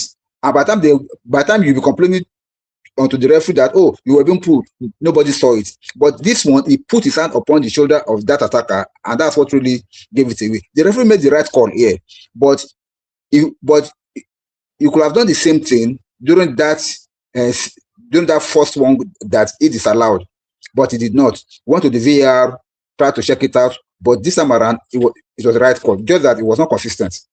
That's just it. All right. Thank you very much. Thank you, Okudayo. All right. Let's look at the final outcome of the penalty, the chaos. This is mad, man. First, let's examine the fans. What are your thoughts about the behavior of the Senegalese fans? They invaded the pitch. They were engaging the security guards on the pitch. And to me, that created tension. At first, when I watched the situation where the Senegalese were walking off the pitch, before the penalty shootout, my first impression was they were leaving the pitch for safety, because this can escalate.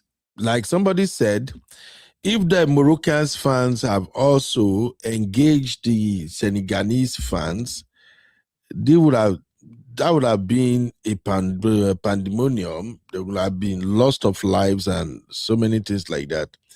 And don't forget, these players that we have on the pitch, these are expensive materials. I'm sorry. They are like assets. These guys are expensive assets. Money. This is money playing right there on the pitch. So whenever there are disasters or all this rioting or stuff like that on the pitch, the first thing they want to do is to protect the players. So when I saw the Senegalese walking out, my first impression was, they were taking precautions in order to promote safety. Not when I saw Sadio Mané beckoning to his teammates to come back to the pitch, and then he actually has to walk into the dressing room to get them back on the pitch. Some people argue that the penalty that the Moroccan player took was a fair play penalty. Some said the walkaway by the Senegalese have actually kind of killed his morale before taking the penalty. For me, I don't think that's a fair play. I think he wanted to do a pinnacle and he did not work out. Remember, you are shooting a penalty against Mendy. Mendy, one of the top goalkeeper in the world. And you want to try a pinnacle? Are you kidding me? So, what do you notice generally from the fan breaking the rules to the players walking up the field to Mané leadership quality? Because to me, Mané is the calmest players I've seen on the pitch.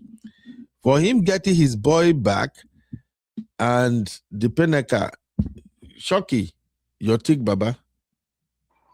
Okay, yeah. In regards to that situation, this is just to tell you now that you're not fans should not mess around with the goalkeeper's towel, because that's what I think. That's what actually over there. I think when there was the situation with the towel issue, I think that had already escalated into a now different level of what's happening. So if they had those ball boys or the Moroccan officials or whatever they call themselves would just respect themselves and leave that towel, this thing would not have happened. I think that's why it had boiled up too. And that's the reason why the Senegalese fan just went bananas or something like that in regards to it. Now, if you say something like it's not fair of what actually happened over there, it's a blatant foul. You can't put your hands around the shoulder on a box like that. You can't put your hands over the shoulder like that because they're going to give that a penalty. In Premier League, they're going to give that a penalty. They're going to pay that a penalty, but they will consult the VAR to see the infraction there. So what actually happened there, unfortunately, is a bad stain of a well-planned competition. Now, I think Morocco is in competition of trying to host the World Cup. I wonder if this is going to tarnish it. Trying to hold the World Cup after the USA '94, so they might lose out hosting the World Cup for this kind of mess. Yes, they might lose out on this. They might lose out on this. They have the infrastructures and everything, but if you see this kind of things that's happening right now, is this what we're going to deal with? Goalkeepers need their towels. Yeah. By this thing. So if they're giving the World Cup now, if they're being giving this World Cup now, is this what we're going to see from the Moroccans? So they're in bit of it. So I don't think what they did is right. And two, what I've noticed is this. In the Premier League, once it comes to the end of a game, let's say about 5 minutes to the end of the game, you will see every security detail around the whole pitch in their numbers to avoid a situation like this. That did not happen. If you look around there, there's nothing there. There's nothing there. Rather, they're concentrated on the towel. Okay. Now, if we look at the penalty, what are your thoughts about that? And Mane's leadership. At least that one overshadows that Nigeria's penalty kick. overshadows that one. But you're trying to win a competition for the first time in 50 years, and you produce something like that. That's an insult. A penalty is it's an insulting penalty take. If you don't know, it's very insulting. It's very insulting. For you to do something like that, it's not something. It's not in every player's category. You can't play that thing. It's only very few players that can do that. Messi is one of the few players that can do that. And Zizou. Yeah, exactly. I can't put Ronaldo in there. I can't put him there. Ronaldo will never do a Panenka. Ronaldo would never do it. Ronaldo would never do it. Ronaldo, I like goals. Yeah. Even Messi himself, he knows this is a goal that will make me win the World Cup. I can't do that nonsense. Oh, my brother. I can't do that nonsense. We're talking about 50 years old. If Nigeria haven't won this cup for 50 years, they have to be careful of the penalty taker who they're going to have to go and take to do that shot. Yeah. If Okocha is still playing today, even though, yes, he does his own craziness, there's a time for that and there's a time for this. He would never take that penalty like that. It's uncalled for. Yeah. It's very uncalled for. I think for me, penalty is very simple. It's not as simple, but why I say No, it's not. It's no, Uncle Bino. Who's a corner?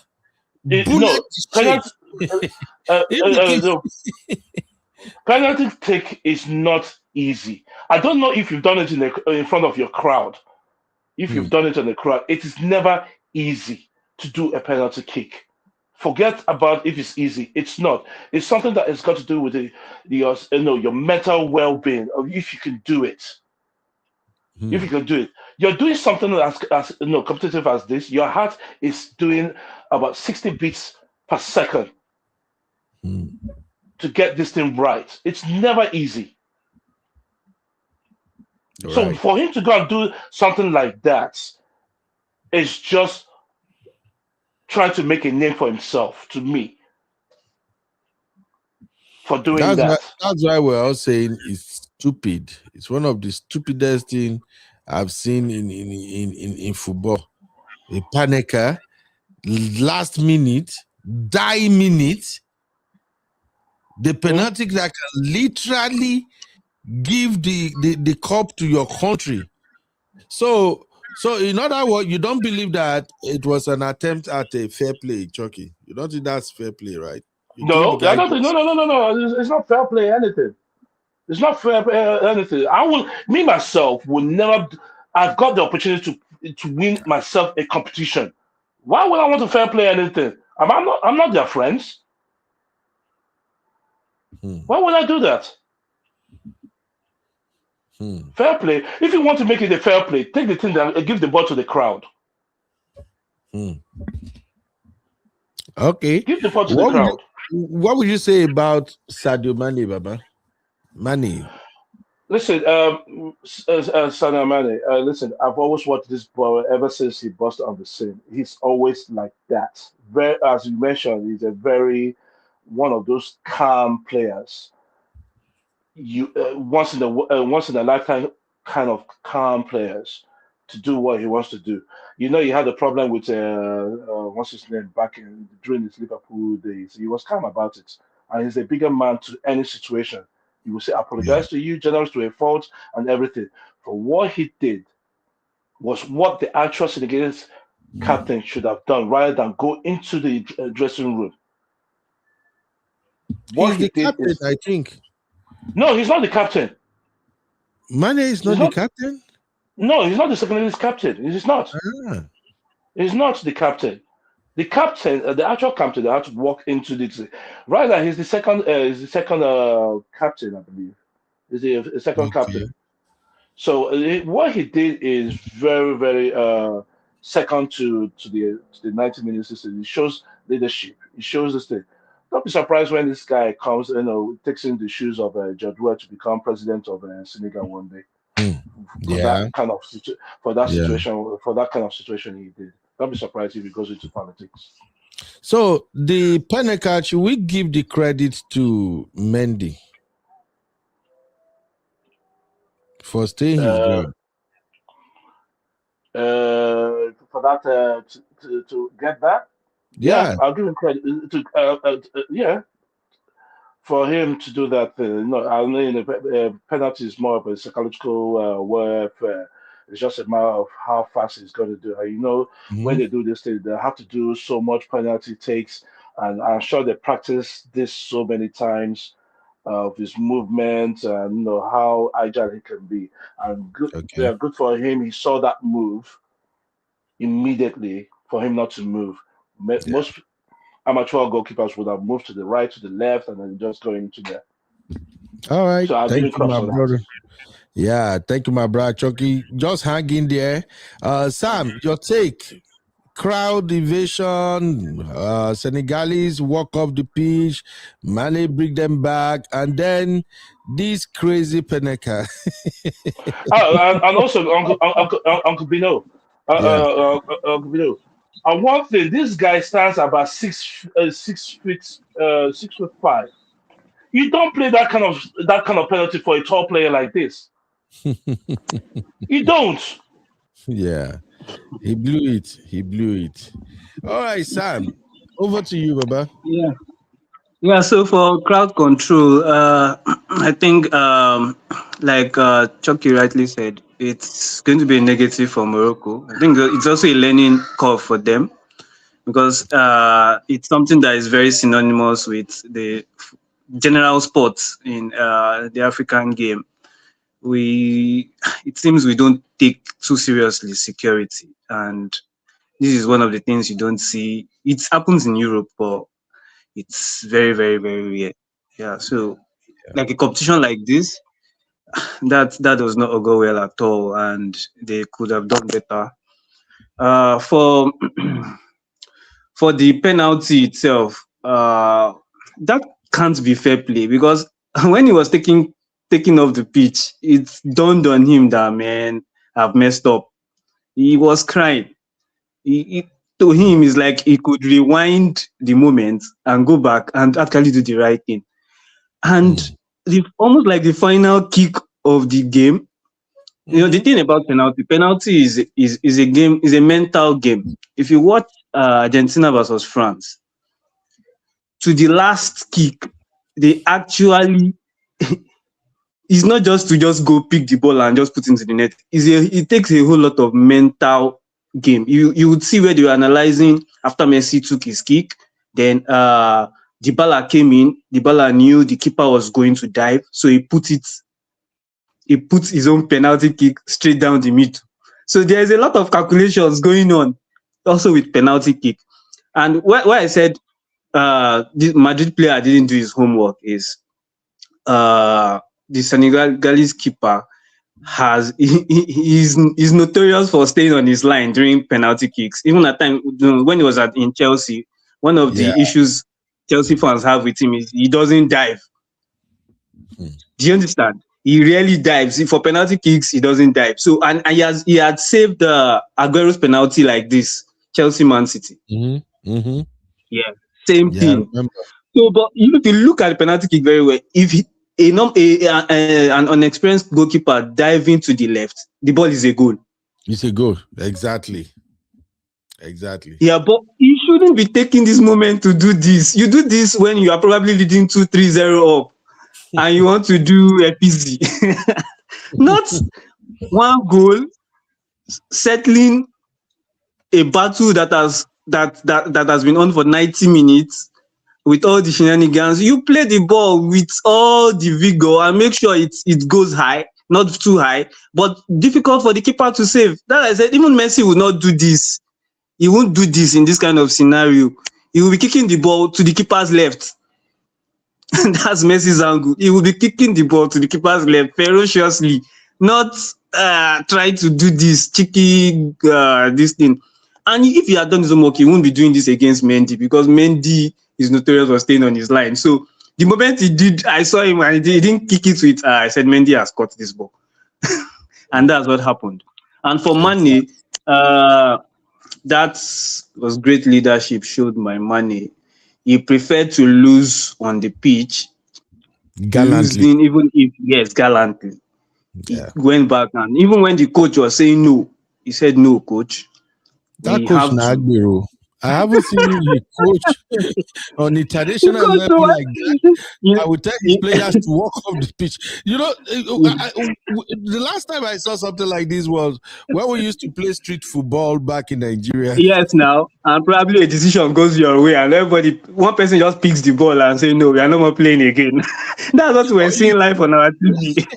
One person can even carry the ball and run away. So I think at the rush of the moment, the coach was not thinking very, very straight. Because even when you lose, if you lose gallantly, even if you have been robbed, you should still try and lose. I know it's difficult at times. And what we should understand was the time it took when all this shenanigans was going on actually helped Senegal.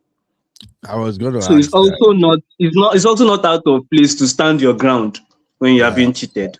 Yeah, because all those mental, everything, all those things all those things were intentional. It's not that it just happened by chance. That's what you have to understand. They were intentional acts, and that took off the penalty kick taker. Even when he wanted to take the penalty kick, they still wasted another like 1 or 2 minutes.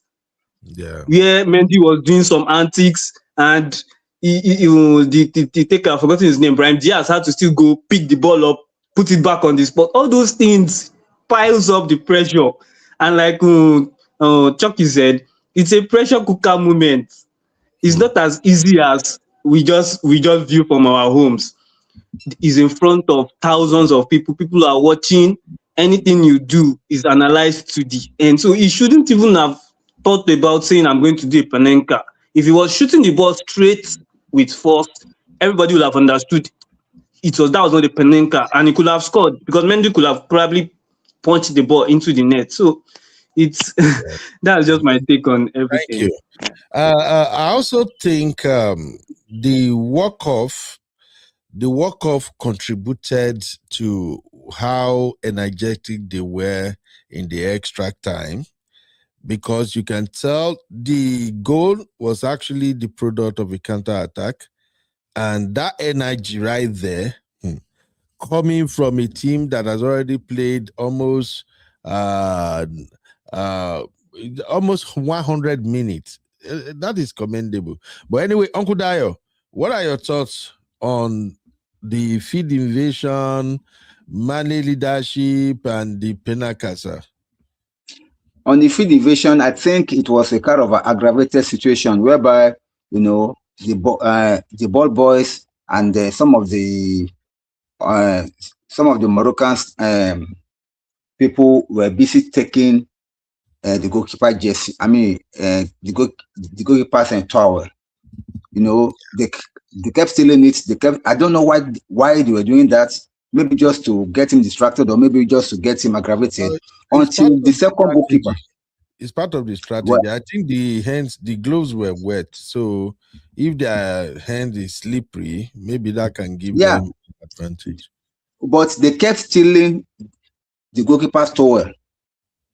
And they go and take it again. They go and steal it again. So even the second goalkeeper have to come and stand behind him to be able to wash over the towel. And when they wanted to come and take it again, he took it from them, and they were now busy trying to run after him to get away from him. I was like, what's going on here? So that was why I think when the fans saw it, they got very, very angry. And they saw what happened. But as per the issue of the Panenka, that player was just too overwhelmed, because I can't imagine of all the options that you have to take a Panenka in that kind of a situation. in my playing days as a young man, I was a goalkeeper, and I'm from the school that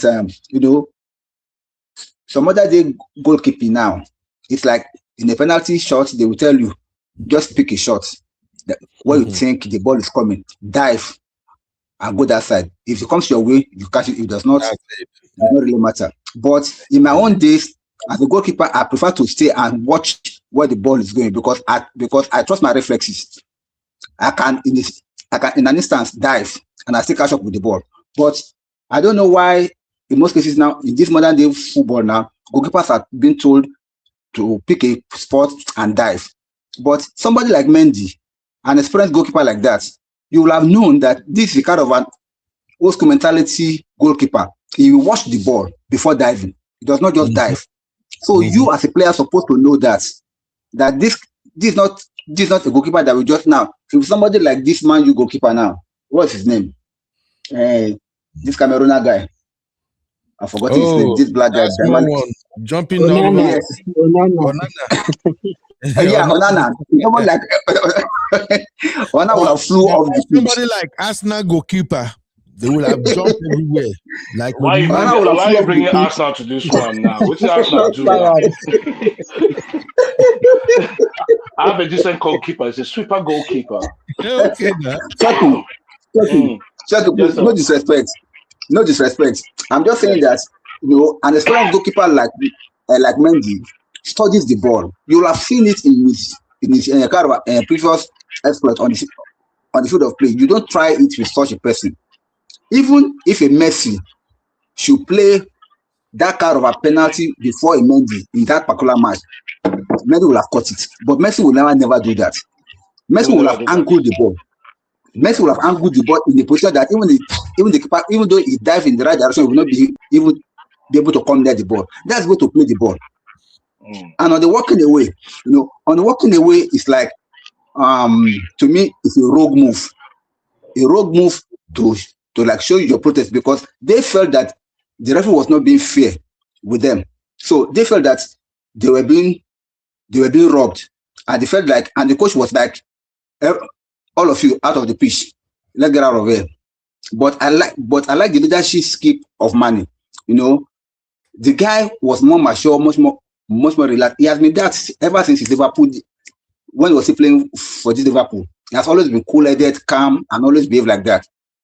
Even now, when he went to the Saudi Arabia League and he's still doing well there, he's still the same person.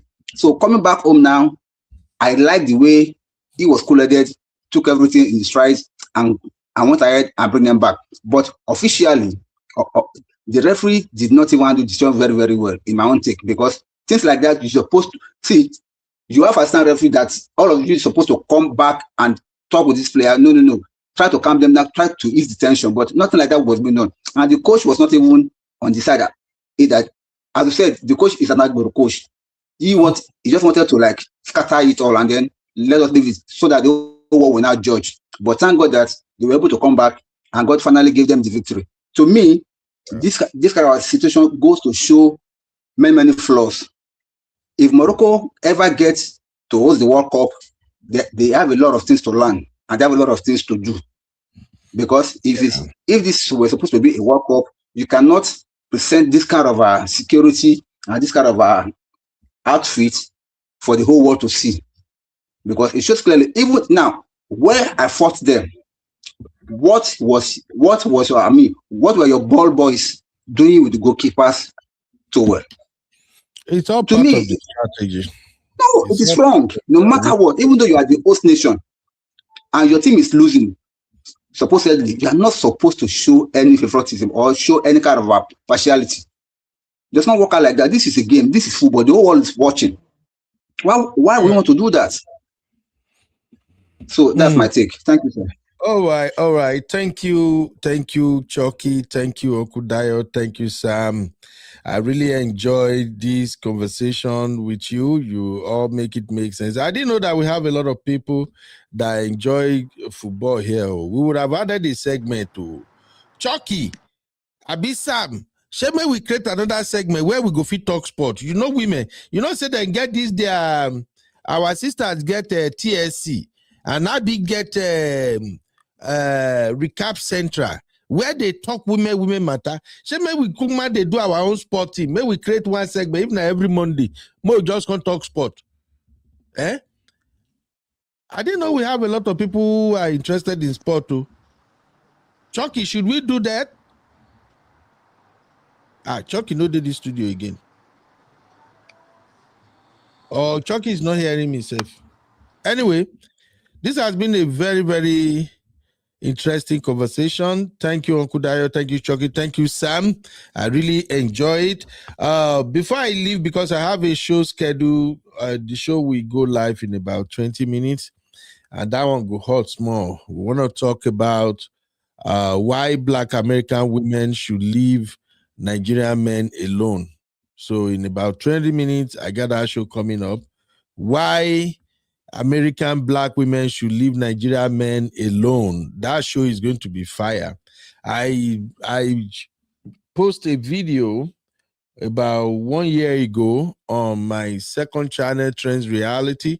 Oh, by the way, I'm branding Trends Reality now. It has now changed to America Trends Cam. So in case if you see American Trend Cam, that is still my second channel. So I post that video there. I think I published the video about a year now. The video has accumulated over 400 comments, and I just want to react to that comment since we have our own matchmaking show that's going to come up here. So I just wanted to feel what people are going to think about it. So, but I can't just overlook this AFCON, and now that we have this conversation, I've now seen that we have a lot of people here who are interested in football. So maybe we go take football, do our own men hangout, so that when TSC sisters do their own women affairs, Abi do our own recap central, we too will go do our own men thing. We will block the sisters; they will not be part of our conversation. Chucky, your network is headache. I wanted to ask you one more question before I leave, Chucky. Chucky, are you back? Hello, Chucky. Yes, sir. I'm here, sir. Okay. As we are rounding up now, Chucky, I have one more question for you. Just one question. But before I ask you that question, let me ask Uncle Dayo. Uncle Dayo, which team is your team in the Premiership? Man United. Jesus.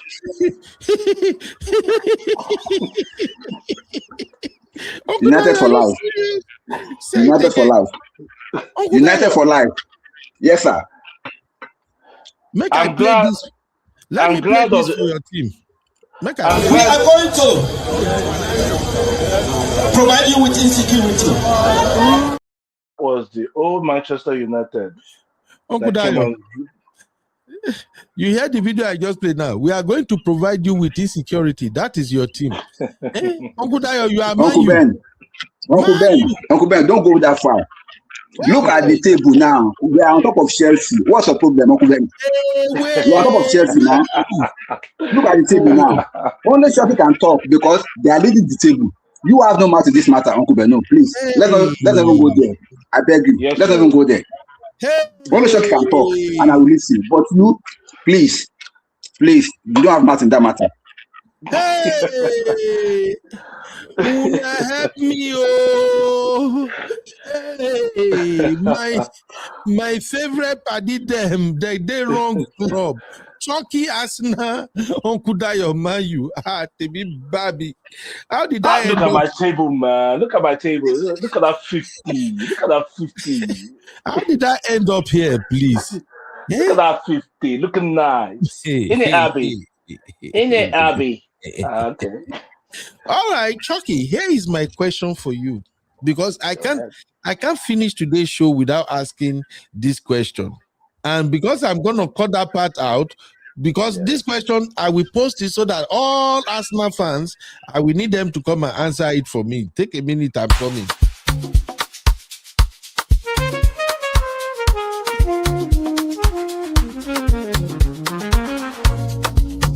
Yeah. All right. My brother Chucky, are you ready? You said a minute. This is seconds now. I can't wait. I've been itching to ask that question since yesterday. I can't wait, bro. Okay. Here is my question. Okay. What exactly is Arsenal's problem? In regards Is it to village people or what? What exactly is you Arsenal folks' problem, Chucky? And all Arsenal fans, make una can't tell me, oh, hey, wait till be that problem. Well, in what way capacity? Is it because I'm not seeing Chelsea on the first 5, or which one is it? No, title you guys cannot carry. When was the last time you guys won any trophy? Yes. 2004. Don't say FA Cup or this year. Those are not trophy. Why are they not trophy? FA is a trophy. You know, it takes you to the European Championship. What We are talking about title, the Premiership title. Chucky, what is Arsenal's problem? Do we have to go and beg village people or what? You have to tell me the reason why you think we have a problem right now. What problem are you insinuating? Okay, one of the problems that you folks have in Arsenal is that the rest of us know, even though, where are you people standing now? Make I check the table again.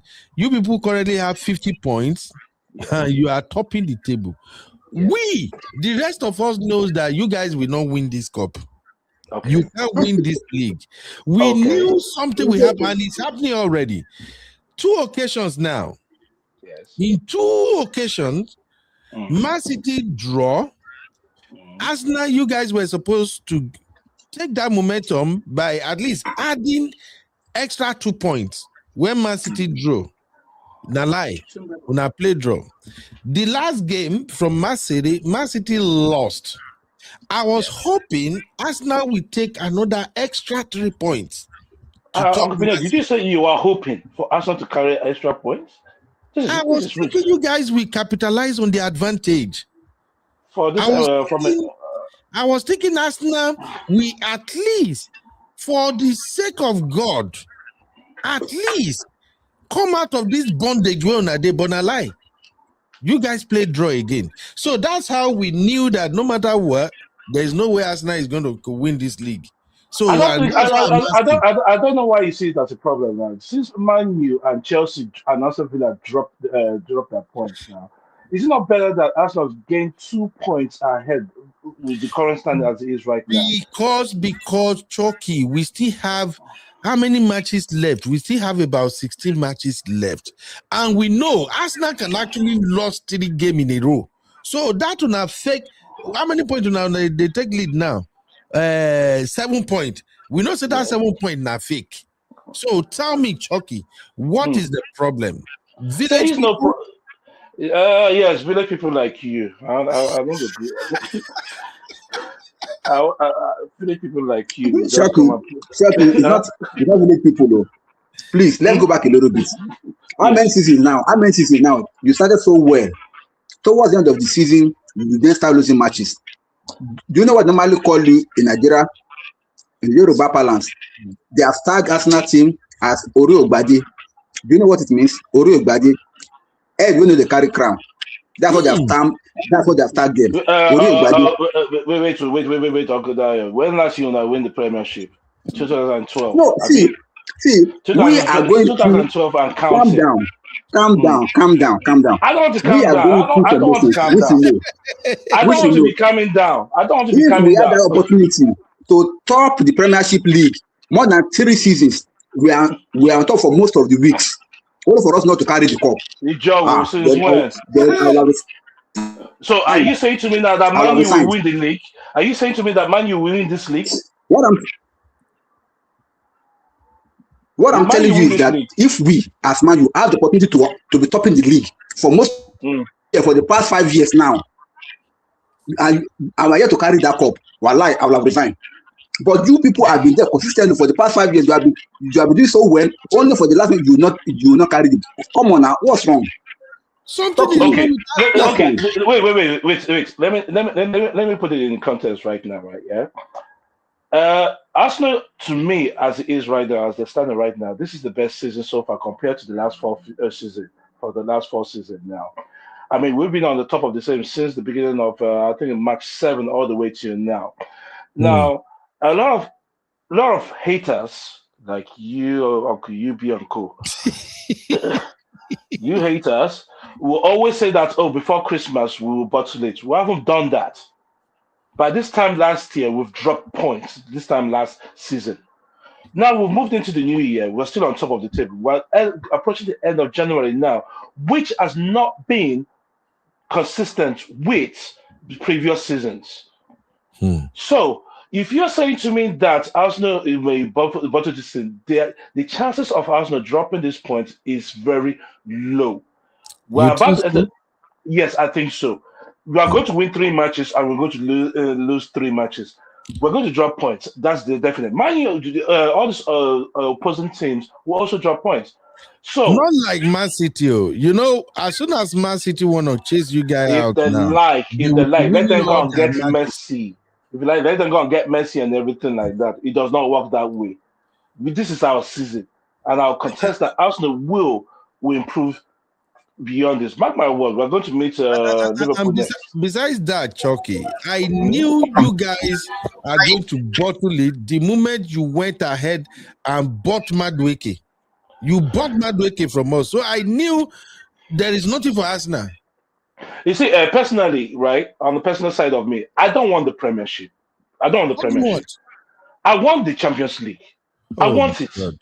Chucky is looking for an excuse now. Listen, we've won 13 of those cups already. The one that already eludes us is the Champions League, which Chelsea, Man U, Man City are making fun of us. I want that cup. I want it more than the Premiership. Okay, all right. Before I let you go, one more question. Because I've spoken to a couple of my friends who are Arsenal fans. In fact, my paddy where I go hang out with this weekend is a die-hard Arsenal fan. And one of the questions I asked him was his view of Arteta's performance. My friend in Dallas actually thought that Arteta should go. He said Arteta has been there 6 years now or something, that I think it's time Arteta should go. And I'm like, Arteta is the coach that has actually brought you guys from the dungeon you guys were heading to before. So I'm going to ask you, Chucky, should Arteta continue or you want a new coach? Now, one thing I respect Arsenal is this. Arsenal is not the kind of club that will just get rid of a coach just like that. They're going to give you time. And I mean in time. When I mean time, they will give you time for you to adjust and put this club in a set ways. Now, during the time of Wenger's era, you saw how it went down. When he came into the club, it took him I think it was 2 years, 3 years or something like that. No, 3 years for him to win his first major. Arteta came in and won 2 competitions already. And I've never, ever said Arteta to leave that club, to leave that club, because he is a starting off manager. And one thing I respect the guy, instead of when he finished his playing days, he didn't go straight into club management straight away.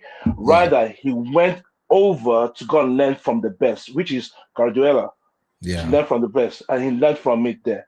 Hence, now he's got his craft.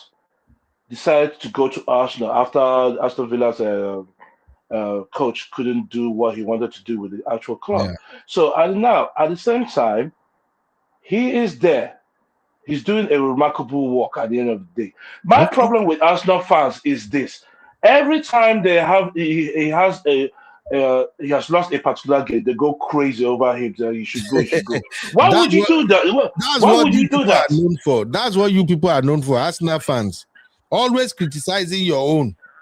Why are we criticizing him? So I don't follow that. Actually, to me, he's done something remarkable this season. And definitely, out of the whole 4 competition that he's going for, he's definitely going to carry one. By beating, first of all, by getting rid of Chelsea come February 3, we'll go to the final. Oh my God! Now you are starting. You won't pass your boundary now. Anyway, I have no defense for my club right now because the owner of my club is a madman. So I won't even talk about my club. Maybe next week Monday, where we want to do sport roundup again, we can go that direction. But I have to go now. But let us hear from Luke real quick. Luke, I know you are coming here to come and tackle Chucky, but Chucky, no, my brother did that already. No give and blow anything. No. Oh, and Luke, and what team is Luke? I don't even know the team where Luke Dick support. You don't jackpot. Luke, are you Chelsea? You don't jackpot. You don't jackpot. You don't want to see. Misty say Arsenal, no comment. And then Abby said, see hating, no. So Abby, are you Arsenal supporter? Because Gen Z like us now. Maybe because of the young boys where Arsenal get, now make Gen Z like them like that. I don't know. I think that's the reason why. Abby, which club do they support, Mama?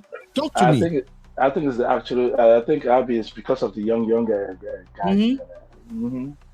Okay, now the young boys now they go make Abby the supporters now. You know all these fine girls, they like where fine girls, then they fine boy they. And that's now all these small boy what they carry. It's not 6 pack. Nothing when I go collect anyway. Look, over to you real quick. What you want to say, bro? I talk Abby. Happy New Year, sir. Happy New Year, Luke. What's up? How you doing, man? I did fine. Thank you for this show, Uncle Bello. Just a privilege show continue like this. You want me the show they continue? Of course. Okay, no this worries. Sports show like this. Maybe we'll go. They bring her every Monday at least. Maybe we'll take and they console ourselves because our sisters they have 2 different shows in a week, and we not get any show where be guy show except the general show where are the host. So maybe we go they do sport. More take and they pepper the ladies. More pepper them. They're not cooking as so. What do you have for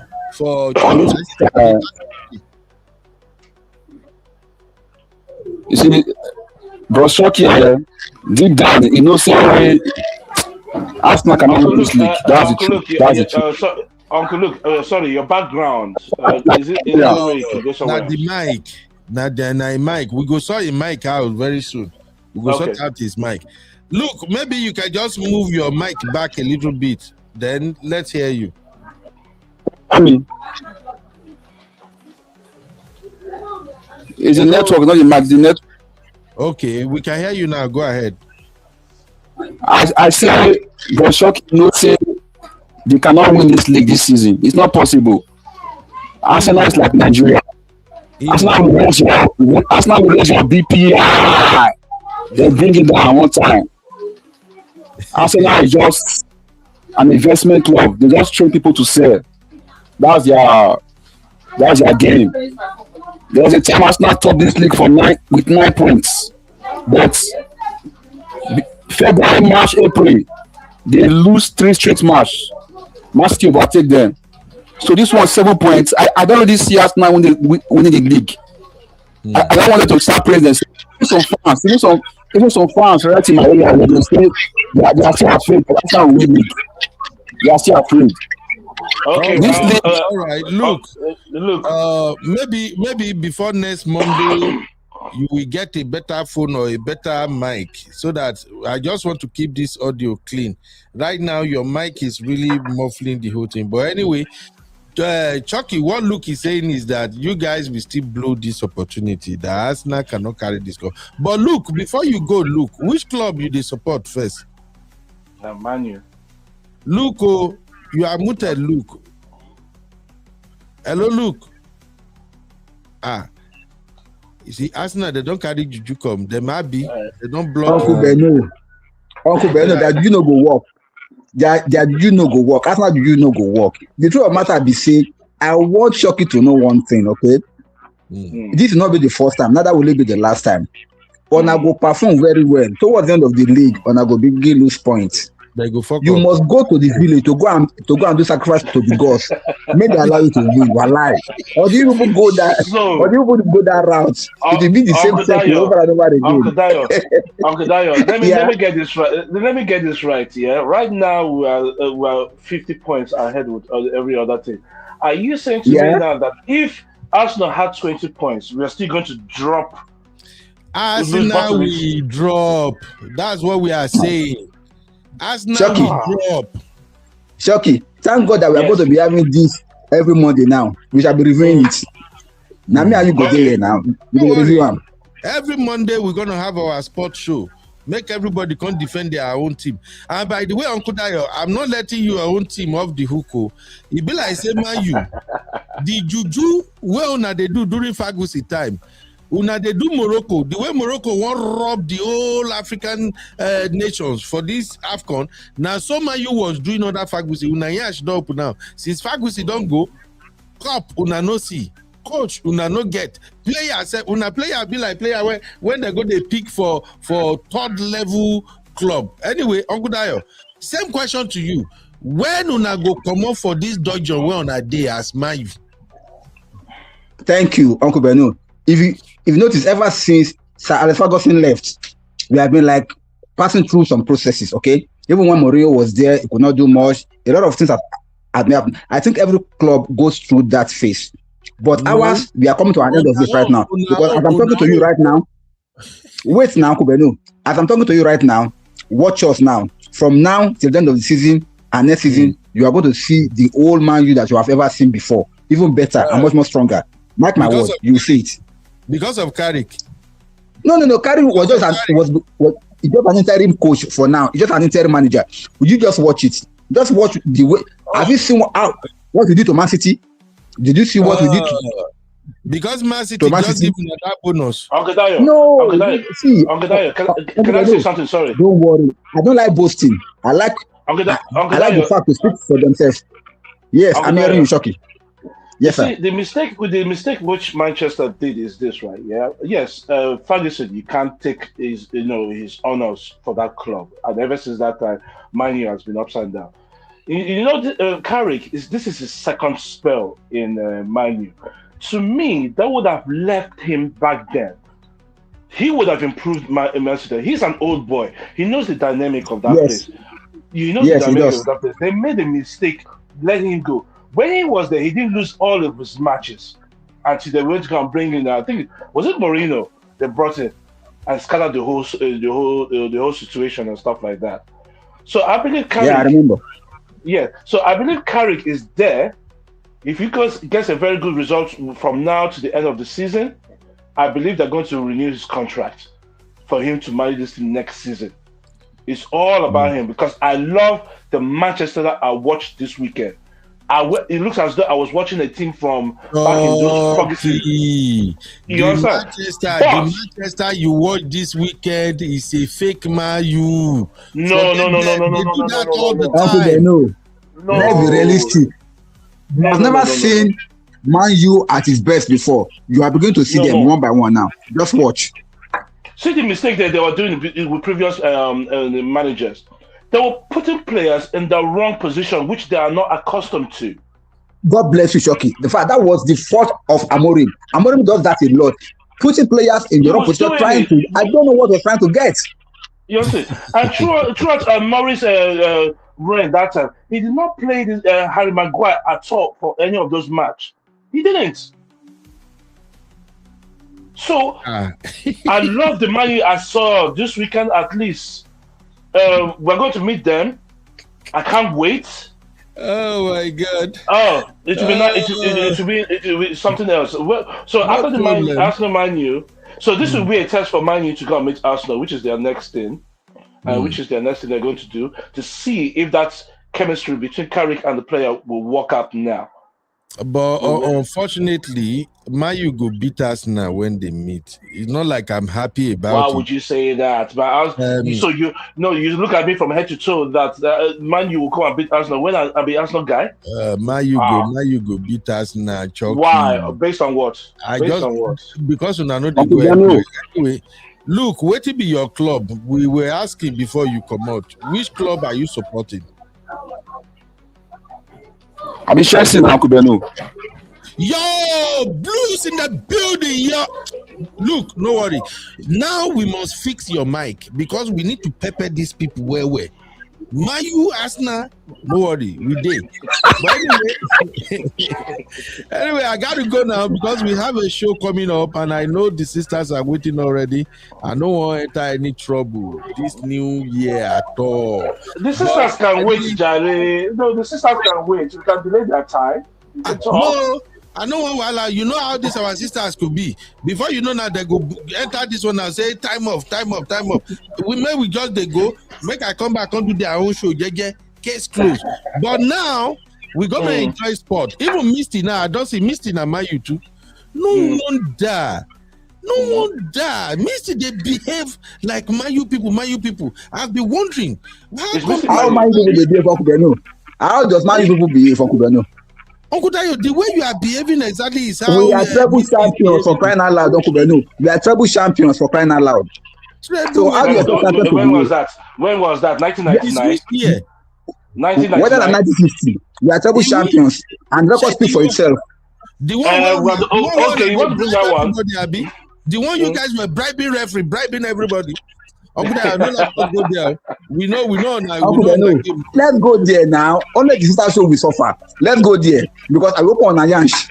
The time when Mourinho they carry on a fly with one leg, and I don't remember that time. You go there. Don't worry. Let's go there, Uncle Beno. I'm there for you. You see the chat, so while I don't do, leave my club alone. So yeah, effect is Mayu. Hey, my sister Michelle, what's up, Mama? You welcome. Mayu. I'm reading a comment that says Carrick cannot fix Man United by Precious Ofagbe. Carrick, that is Luke. Is that Luke? But that's a fact. Carrick cannot fix anything. Uncle Beno, can I be fair with you, sir? I believe he can. Can I be fair with you? Carrick is a good coach. He's a good manager. Just watch it. At least it's going to manage us from now, maybe towards till the end of the league. Let's see what will happen. But I want to say something. If you ever see any beautiful sister down there on village people, Abi, they don't take Uncle Dayo mic. I told you. People don't they show themselves small. No, I see people where we go to fight where. Bloy action says, see by us speaking. No, what club are you? Bloy action. Tell me, which club be your club? Now I know say I've been at Arsenal. Oh, Zino na Arsenal too. I talk on Jay-Z and Arsenal, Jay-Z and Arsenal are 5 and 6. No wonder Arsenal nothing win. Thank you very much, Zeno. I see you. Zeno, come over to Chelsea. Come and meet matured people. Come to Chelsea. To do what? Chelsea is the club now. Even though say we drink too much ogogoro, we know say we drink too much, but no wahala. Na check where we be. Abi is complaining. He says, "Why run into a new show?" Abi, leave us alone, please. Abi say, Arsenal people very humble and honest. No, that's a nice comment. That's comment from Abi. He says, "Support Arsenal. Your network will be better." Yes, I agree. Really? Thank you very much. Really? Yes. You see, she got the throw patron now. She said Chelsea supporters never keep to time. So I told you they go begin fight. Misty say, Uncle Dayo, don't talk much, just like we Man United usually do. Actions speak louder than voice. Don't let me change my mind, though. Misty, don't let me change my mind. You know that I be one support Arsenal, make Arsenal beat Man U. But if you talk too much, Misty, I go support. I be one support Man U to beat Arsenal. If you talk too much, I go support Arsenal to beat Man U. Man U is one of the club I don't like at all because of Agusi. Wuru too much, or Joro too much. During Agusi time, they go buy match, they go do all kind of wuru. What did they call them? Faggy time. Faggy time. Until Man you win before they go blow final whistle. Uncle Dayo, bad go.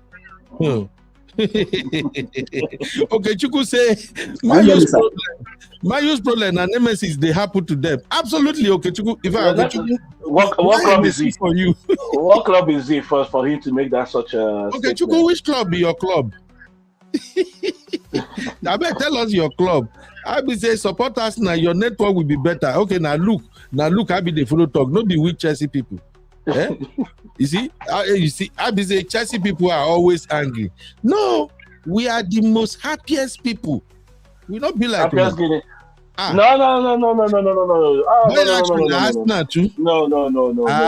Realistically, it's always Arsenal the happiest. We always go through through tin and tape, we'll still be happy. Oh, bro, actually, is also a woman. You see, I know all the ladies. Now, Arsenal, I know what to be na problem. Now, that stupid 6-pack, where all those small boys for Arsenal, they parade. Now, they attract women to Arsenal. Uncle Bino, problem. Uncle Bino, look at us now. We sexy like that. You know that, right? Chucky, We sexy like that. Make I tell you now, this is the problem with our women. Women where they like look at the Arsenal boys you put up now. Look at how some guys there now. That is why women where like Arsenal they are attracted to men where they cheat. Yeah. Are we going somewhere else again now? I'm not going nowhere. I just speak my mind.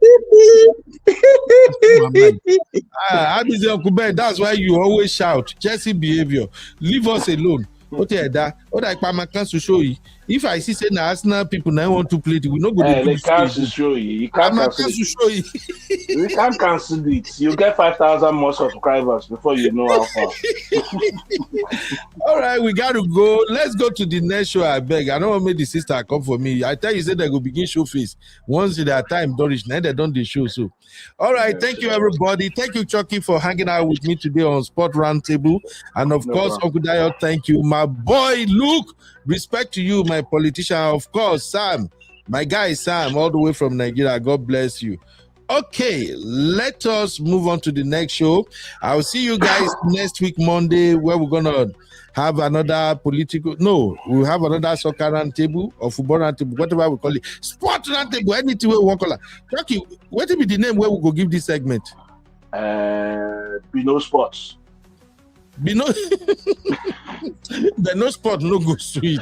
No go sweet at all. No go sweet. What should I say? No worry, Chucky. Just think of it. I'll come up with something. Anything where you say maybe we call him, we go call him. Period. Every Monday. Should we call it sexy football? Ooh, sexy football. No, that one go attract a lot of Gen Z and Arsenal people. We not go do that one. You don't want your pitch. You don't want your this thing to grow. Why are you always against Arsenal? Why are you always against Arsenal? Uncle Beno. Uncle Dayo, those Arsenal people, they are young, energetic, and they be die-hard people. They never win one single trophy, but they're not gonna let us drink water drop cup. No. No. Okay, Uncle Beno, when you want to come up with something like this now, are you saying something like it's only football has to discuss football only? Sport generally, but you know me, I be EPL fan. So, but any sport generally, you know, we just talk sport generally. I know sport is more lively. You're in America. How can we talk sport when you're calling football soccer? It doesn't make sense to me. No. I know follow America. No, I'm not an America when it comes to that. Me too. I don't support them for calling football soccer. So no put that one against me. No hanger around my neck. Okay. All right, Chucky. Come up with the name for it, and then we'll go for it. Thank you, Uncle Dayo. Thank you, everybody, for hanging out with me. Thank you to all our ladies, all the Arsenal fans in the show. God bless you. Don't worry. Maybe somehow, because of Abi and Zeno, maybe I feel begin to like Arsenal people small. But if not for Chucky, I can never ever agree with Arsenal. But because of Abi and Zeno, you know, maybe, just maybe small. Maybe. So I know you're in a rush to go and do something. So if eventually Arsenal win this league now, you owe me a very big apology. Arsenal cannot win. That's a tall dream. Don't even think about it. We go there here when the whole thing go collapse. Arsenal can't. Why can't they? They have the caliber of players. Chucky, you don't need to drag it. Okay, let's leave it for now. That has the caliber. How Arsenal won't take win the league? I don't understand. 150 now. We have to get points and go up now. That's how we do. Every game comes by, we win it. Okay. As soon as we lose 2 games back to back, it don't finish. We know on a pattern. Everybody know on a pattern. We go through 2 games now, back to back. What it all? It go become pipe dreams. So don't give your hope. This is not village people prayers. That's not nice. I don't tell you, Chucky. Carry sacrifice, go village. Not gonna go back to the gods. That's the only way out. See these sisters now. They know they drag my blood cause. I be saying as I be hockey. And then Misty say hockey. UB doesn't know any rules, so I'm better than him. What I want to do with hockey? Hockey don't be that stupid one when they play for ice. Shit. We'll go come back shortly. Una bye-bye. Thank you, Gary, my brothers. Thank you, everybody. Thank you, Thank you very much. Have a good one. Woo.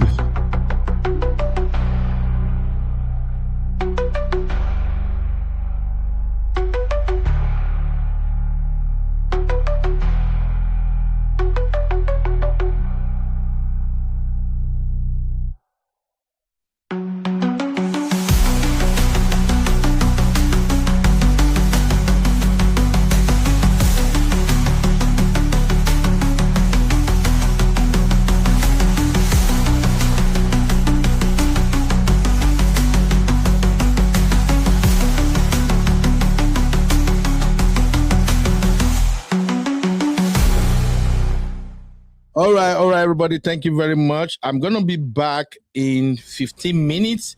After I stop this show, I need to allow the algorithm to reset. So I have to give the algorithm like 10 minutes to reset, and then I'll be back. And then we're going to do Hangout with Uncle Beno. For those who don't know what we're going to be talking about, we're going to talk about American women leave Nigerian men alone. Okay? We're going to talk about leave Nigerian men alone. 400 plus comments. I'm going to be reacting to the comments that was left on that video. I made the video 4 years ago. I said 4 years. 1 year ago, I made the video. So I'm going to be reacting to that video. You can join us. It's been a controversial issue. We have a lot of American ladies complaining about Nigerian men. And I think there were a couple of things that American women really don't know about Nigerian men. And that's why I feel like, you know what? I think I should address this before it gets out of hand. So ladies and gentlemen, join me on that show. And we're going to be linking that show to our upcoming show, Match Me with UB. So if you are looking for love, you're searching for love, join the show and let us interact. Thank you very much, everybody. I'll see you guys in the next one.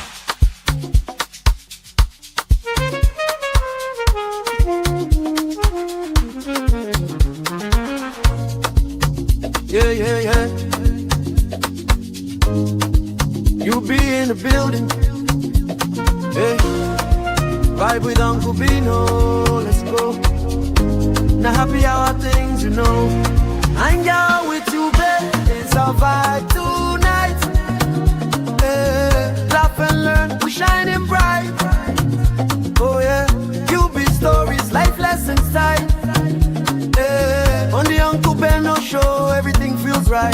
From the streets to the world, we talk real talk. Vibes on the beat make the whole place rock. Happy hour flow with smiles non-stop. Sip and chill with you, be the energy on top. You be stories dropping them every day. Wisdom for life, the African way. From the grind to the glory, hear what we say. Tune in now, don't delay. Hang out with you, be it's a vibe tonight. Hey, laugh and learn, we're shining bright. Oh yeah, you be stories, life lessons time. On the Uncle Beno show, everything feels right. Join the sister circle. Oh, what a scene. CC Inca, honey, baby, and I'll be so clean. Talk love, talk life, talk dreams supreme. Empowerment vibes, like a royal queen team.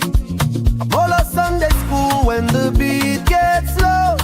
Yeah, a moment of reflection, let the spirit flow. Men of God speaking wisdom, you should know. Faith and vibes on the Uncle Beno show. Hang out with you, be come catch that light. Oh yeah, you be